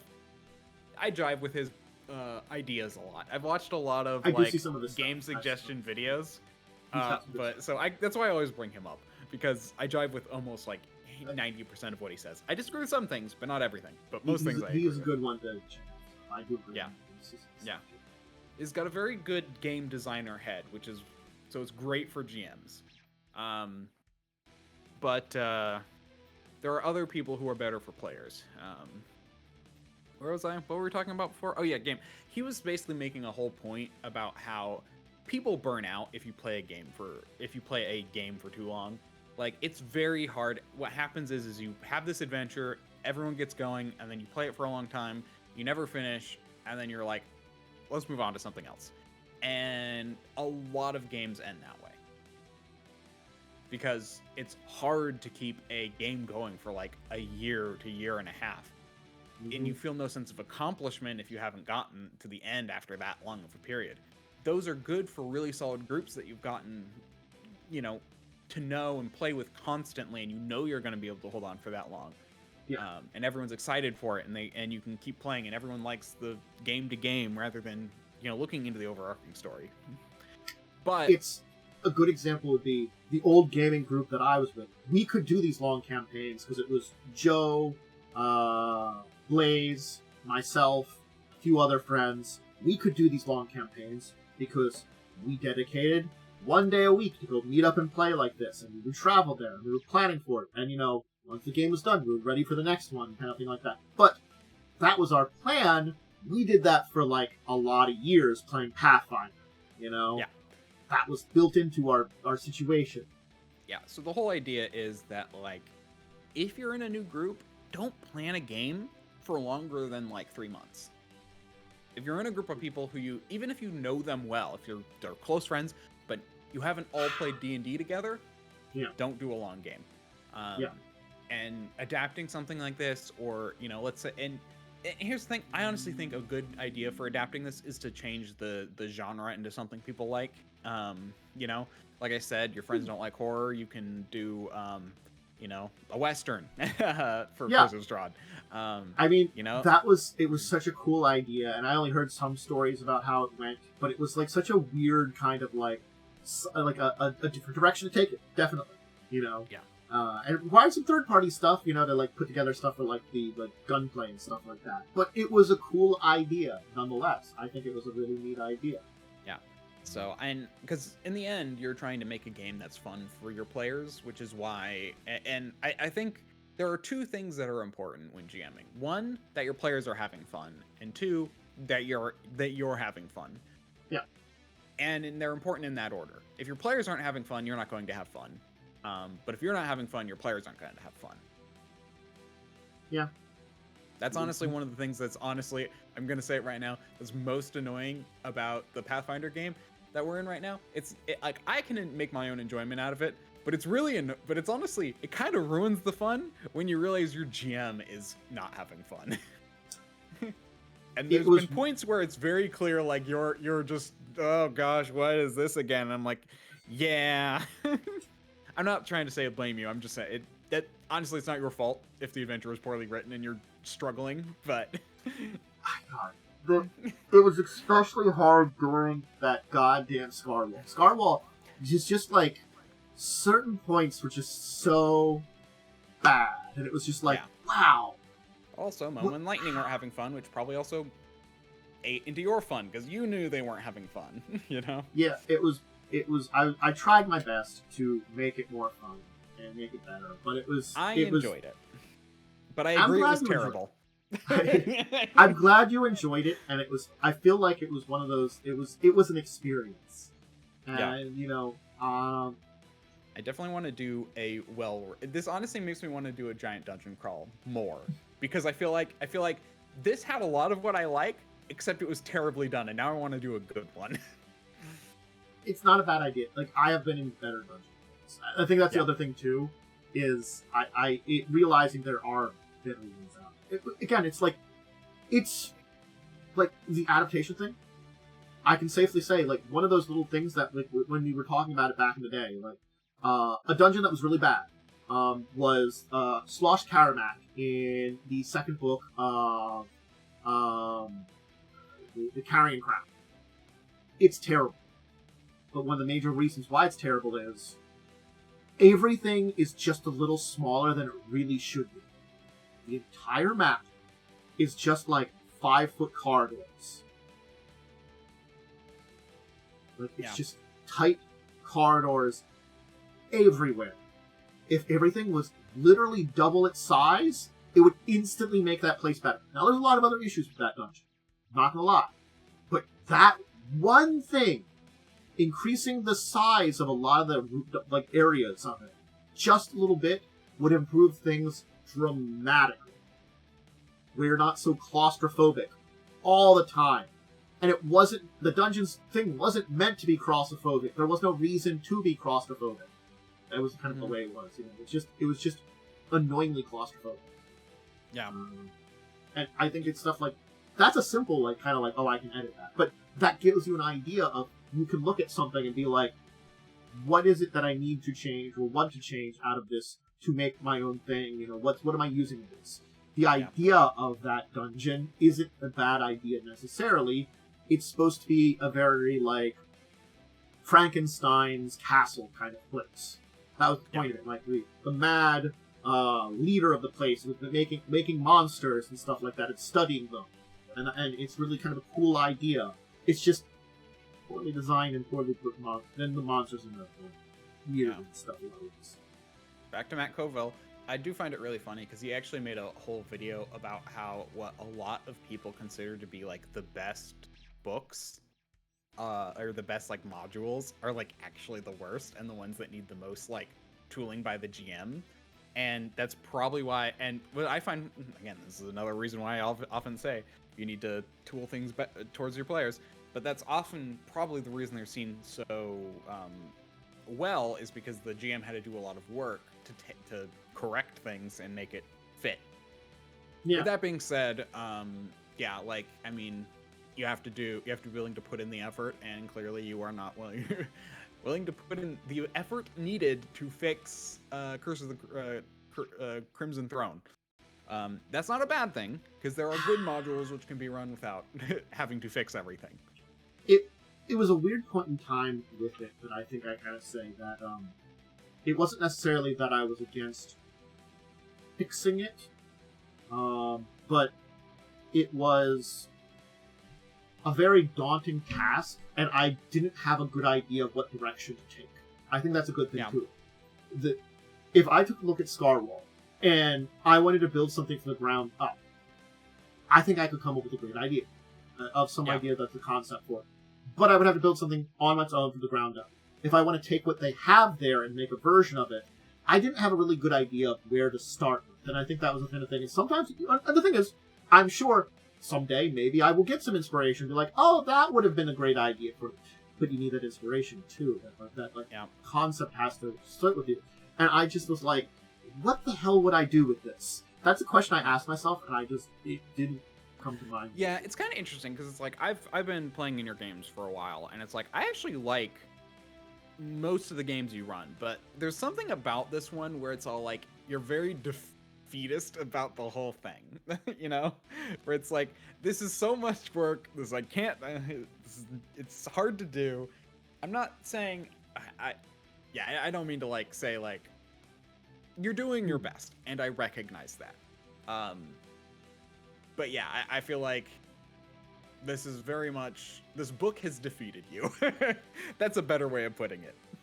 This adventure has defeated you.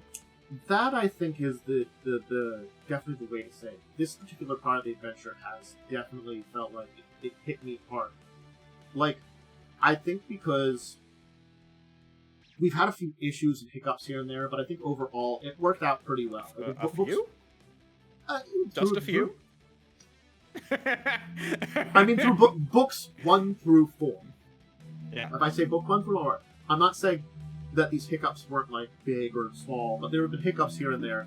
But nothing that has really like, detracted from the overall adventure. I think things went well for most of those, and I was able to tell a pretty good story.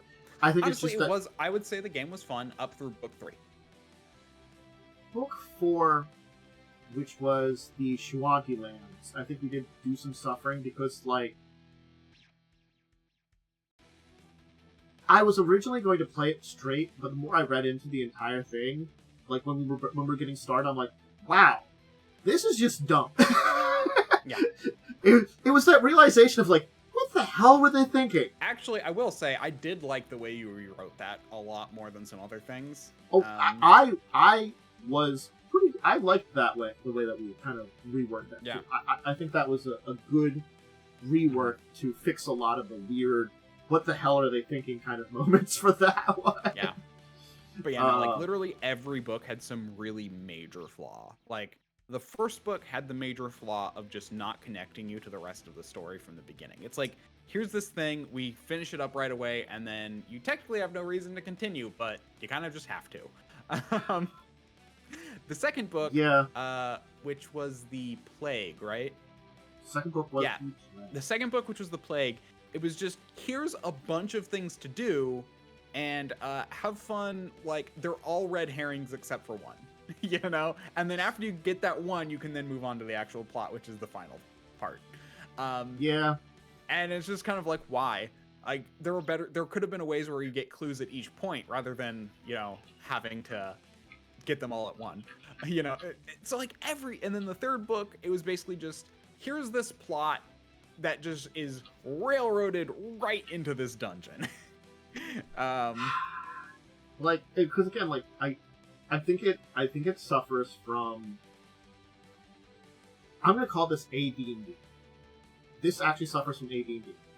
Not that it wasn't, because it is technically not an AD adventure. It is a 3.5 adventure. Yeah. And I think that's the thing that we have to reflect upon it. It has been updated to Pathfinder, but a lot of this is a 3.0 adventure. It is written as a 3.0 adventure, and 3.0 adventures are not much updated from AD&D adventures. As someone that has read and looked into, I never did run any, but I owned and looked into running a few AD&D adventures, and it's very AD&D coded. Second edition, like the stuff at the back end, very coded in these times. It was updated to a degree, but we haven't had the major evolution points that we get. And I think even as I'm looking at this and thinking about it, there were some major issues with things like Carrion Crown, but I'm sorry. The major issues with Carrion Crown were story issues.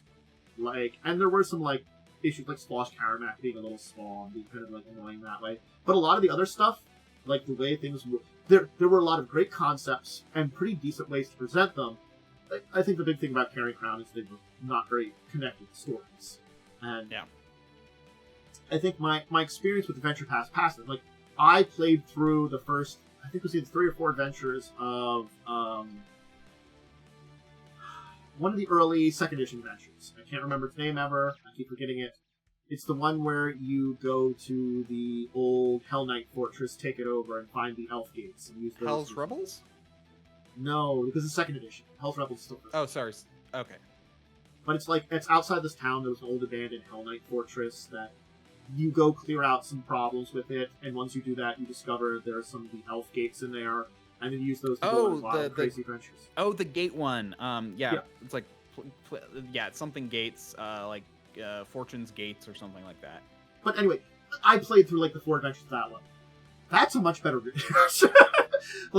I'm not gonna lie, the people who played through it, yes, but the adventure, by then, they've learned some lessons, and this is it's the thing that evolving Pathfinder, and I think that's the issue with, yes, and there's actually the thing I think about. It's only been mildly rewritten since its 3rd edition version, Crimson Throne. It was rewritten enough to be Pathfinder. Gatewalkers, right? Is that the one you're thinking of? Look up Adventure Pathfinder. Unless you're also thinking of Abomination Vaults, or it might be Abomination Vaults. Age of Ashes. Those are the ones I've heard you mention before. I don't know which other ones you might have played. It is Age of Ashes. It's the first one. It was the very first one. The abandoned Hell Knight Citadel. You start out. Yep. Yep. So it's the first 2nd edition one, and it is so much. I think that's the other thing too. Is as much as I do love some of the story elements and the way they present stuff in the 1st edition pass. Maybe if I would look at running Return of the Rune Lords, it's going to work a lot better than this one because it's years apart of difference. But again, it's also the fact that, as much as I enjoyed the anniversary edition of Rise of the Rune Lords, I think it only worked because it was, again, my party was the people I always played with, and there wasn't any fancy things about it. There was no fancy story. It was a lot of very simple stories. I think the original, and that's why Curse of the Crimson Throne is a little different, because they try to tell a much more complex story there, and I think that also comes in some of the problems there. So. Yeah. And both those adventures were written for this edition, so I think it's again you have to figure out where the adventures were written for, maybe taking something and updating it and bare bones in it, And the thing is, you don't even need to bare bones it. You can take as much of it you want. I could probably do a version of Rise. They might have done that. Didn't they do a version of Rise of the Lords for 2nd edition? Was that the one they did for? I think they were talking about doing it. You talked about one of them in 2nd edition. Yeah, I know Kingmaker is in 2nd edition. Oh, they did Kingmaker for 2nd edition. I don't know if it's the other one. I also know Abomination Vaults is, I think, for both, right? No. Or is Abomination Vaults just 2nd? It's just 2nd. Okay. Kingmaker is for both, though. I do know Kingmaker is for both. Yeah, there might be one other one that's for both. That's the one I see here, the updated hardcover on this. I don't see another one right now. Oh, and 7 Dooms of Sandpoint was another adventure at Sandpoint. Gotcha. But I could probably take Rise of the Rune Lords and do a second edition adventure of it using updated things. You know, I could use the same characters and just tell the same story. Yeah, I heard a point where it's like, just take the monster that they used in the last one and just, like, if it's too far of a level difference, just change the level of the creature. I mean, it affects some things, like there's, like, you know, Pathfinder mentions, like, oh, if you're changing levels like that, be careful of things like flight and incorporeality and other stuff, which you need higher level spells to work with, but that shouldn't change that much otherwise. Yeah. I think it's the thing that there isn't...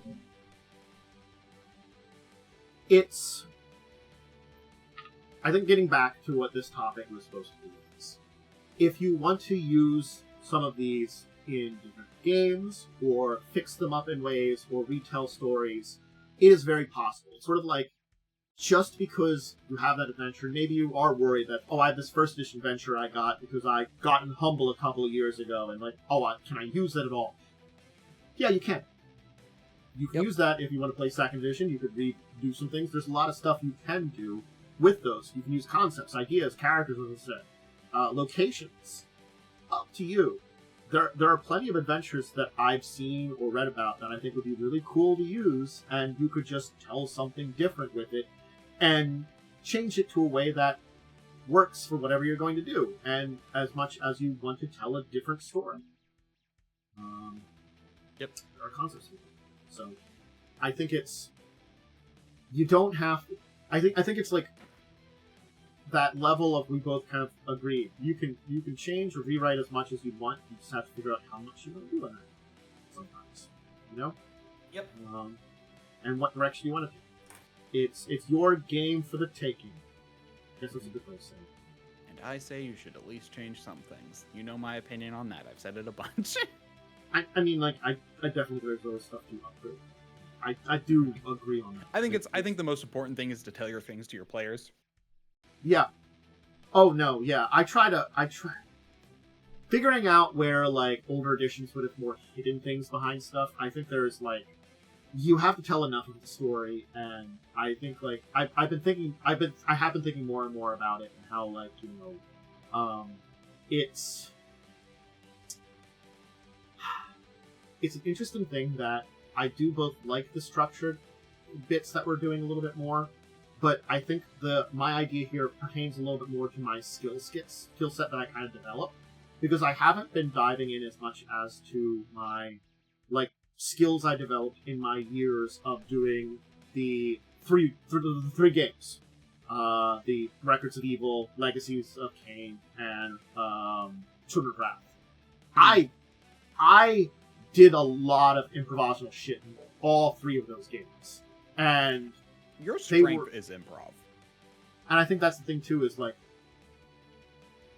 my strength is in that improv, but there were like, I know sections that were very lacking, and I think I've been not relying on my improv section as much in my strength of that I developed during those games in these two games. And that's why I think I want to kind of go in this little bit of a different direction, where I can kind of use concepts and ideas, and then we'll build off of it a little bit there too. You know, I think that would be a better, and that's me trying to pertain to my strengths, and I think that's also a good thing when you use adventures, figuring out where you can do to your strengths. Yep. So, all right. Why don't we do our last bit here today, because that conversation's been a while, for our week in gaming. We had Joe's game on Sunday. Did. Where our plans fell apart, I guess is the easiest way to say that. I wouldn't say they fell apart. It was just more like we had no way of knowing what was going to happen. At least we found something. Like, it's just more like we weren't expecting. We were expecting them to smuggle something inside for them to use, not smuggle something inside to cause chaos. I understand their plan. It was supposed to be like they attacked that stuff and they caused us all this kind of trouble, and then they can probably go in there and take care of things while people are busy and so it just messes up. Because I guess it's the idea that they're probably thinking things with the kind of regimental schedule, it might not be very easy just to take something and go. You know, it might be easily detected with the kind of way things work here. A lot more than we were thinking for our plan. You know. Yeah. And I think I understand the direction. So yeah. Anyway, but basically to say what happened, we got to a point where we needed to like get an item from a train. We talked about plans for a bit. We staked out some places, found out they were smuggling some stuff into a warehouse, or breaking into a warehouse, which we thought they were going to use as a launching point. But instead, what they did is they smuggled oozes into it, which then were released to cause chaos. And then we ended up like running over and being like, okay, well, and then we fought some oozes. Honestly, I think that's fair. I think that's very much. We probably should have looked into that, what they did in the warehouse, but I was worried that they'd just be a bunch of people in there and we'd have to fight them, which is why I didn't want to do that. Yeah, I can see that. And I put like an arcane lock or an alarm on the door, but they just basically ate through the wall, so it didn't really matter. So we weren't actually alerted properly until we heard screaming. Delicious, delicious wall. But it oozed that wall. Monday game had ended, so I'm not in that. Did I say that? I don't think it ended this week. I think it ended this week. I think I remember you saying, yeah, I think I remember you saying that. Yeah, so Tuesday, we basically attacked a fortress with a, what kind of creatures were they? I can't remember. It's like, I remember what happened, but I'm like trying to think of like, I guess, it was like, outside were a bunch of like gnolls and kobolds, and we stuck around them into this fortress, because we discovered by like observing them that they appeared to be like in weird, they were basically being mind controlled. You could like tell that they were kind of out of it a little bit, in like a haze. We're like, oh, they're being mind controlled. Interesting. We're like giving them like drugs or something. So we broke in there. We fought a bunch of undead. We found out that they were like, there were some people there doing like experiments on people. We rescued some people.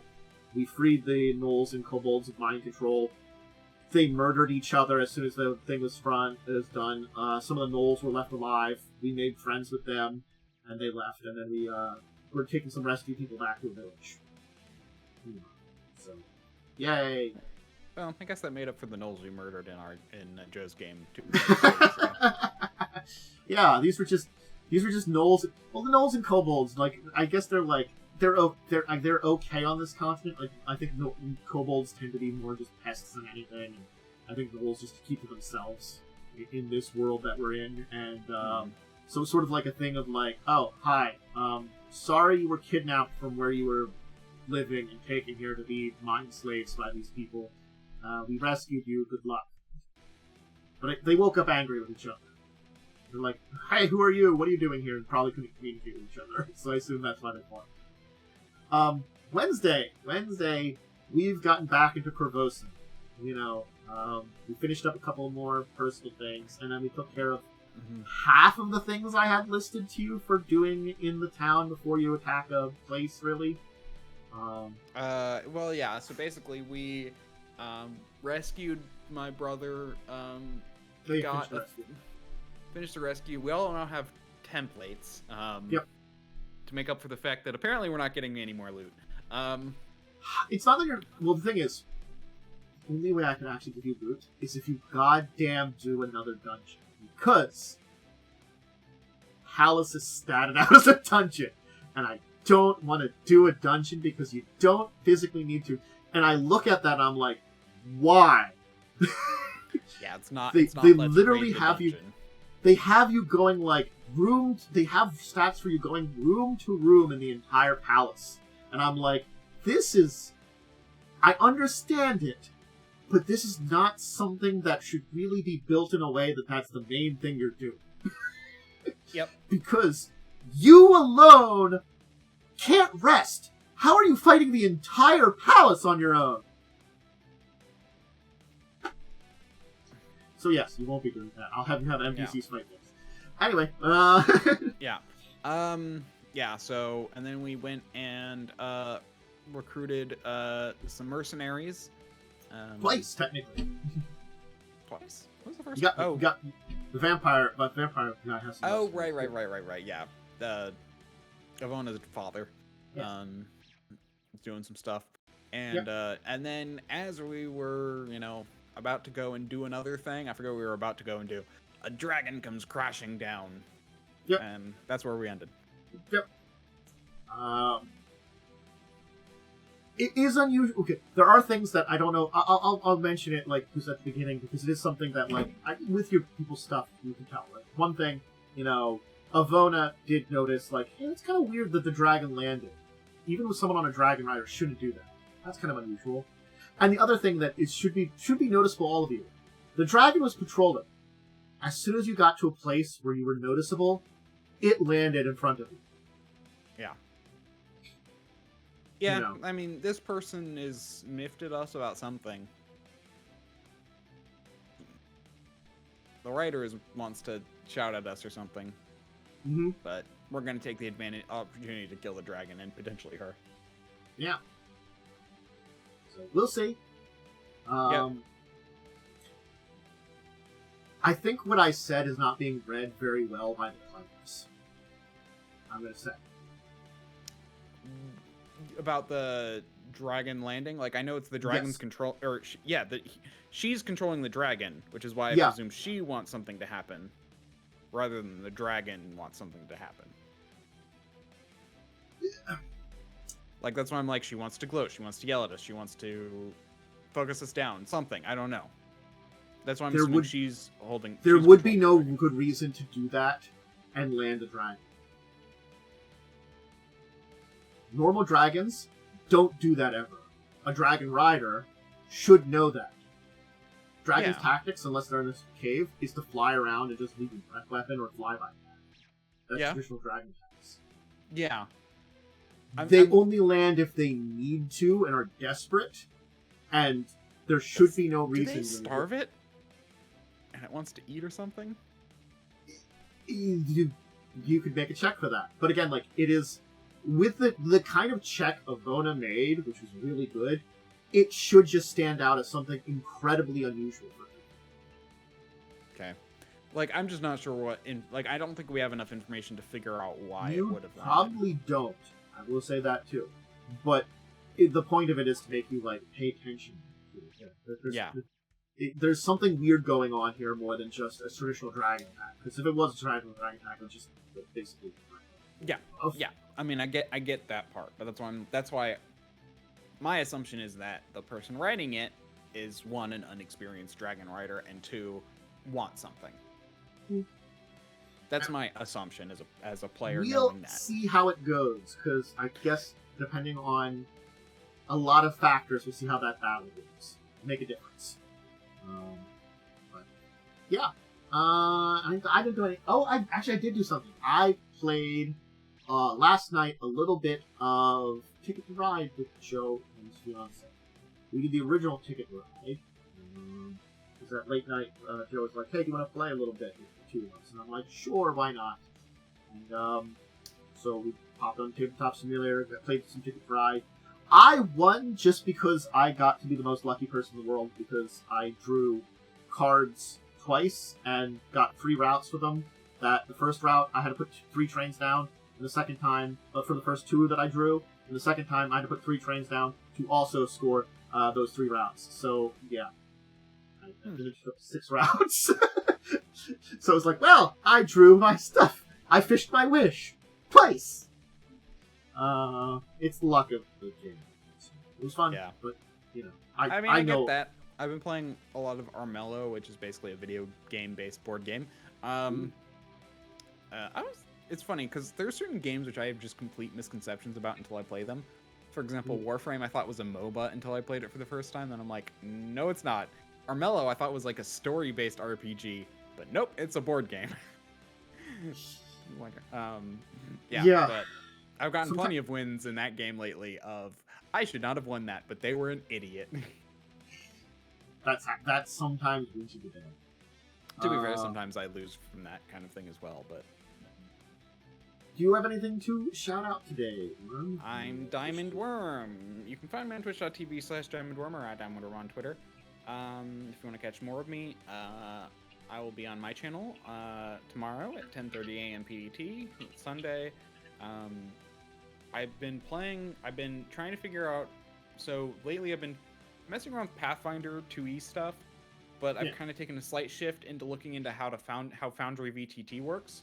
So that's kind of been what I've been doing yesterday, and I'll probably did today, and we'll probably also do tomorrow. But during the weekdays, I'm probably just going to play more Armello because I'm obsessed with that game right now, and it's fun. So I'm going to continue playing it. That's a reasonable reason to keep playing. Yep.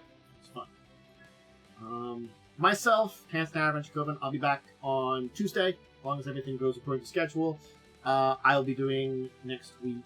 The schedule should be Resident Evil 4 Remake on Tuesday, Elden Ring on Friday, and some tabletop stuffs on Wednesdays and Thursdays with Crimson Queen. Wednesdays at 8 next week. This show at 6 o'clock next week. Everything that's tabletop related goes up on YouTube. Remember to do all the YouTube stuff, subscribe to the bell, follow on Twitch, all that kind of stuff. Check out Worm, give him follows on everything. Check out my social medias, link below, Discord, Twitter. And I think that's all the shout-outs that I'm supposed to give you, but I can remember to give, because I remember stuff. Oh. Me good memory. Anyway, everybody, thank you again, Warren, for joining me. Thank you all out there for checking us out. And until the next time we hang out and talk about more tabletop, I bid all of you out there goodbye, farewell.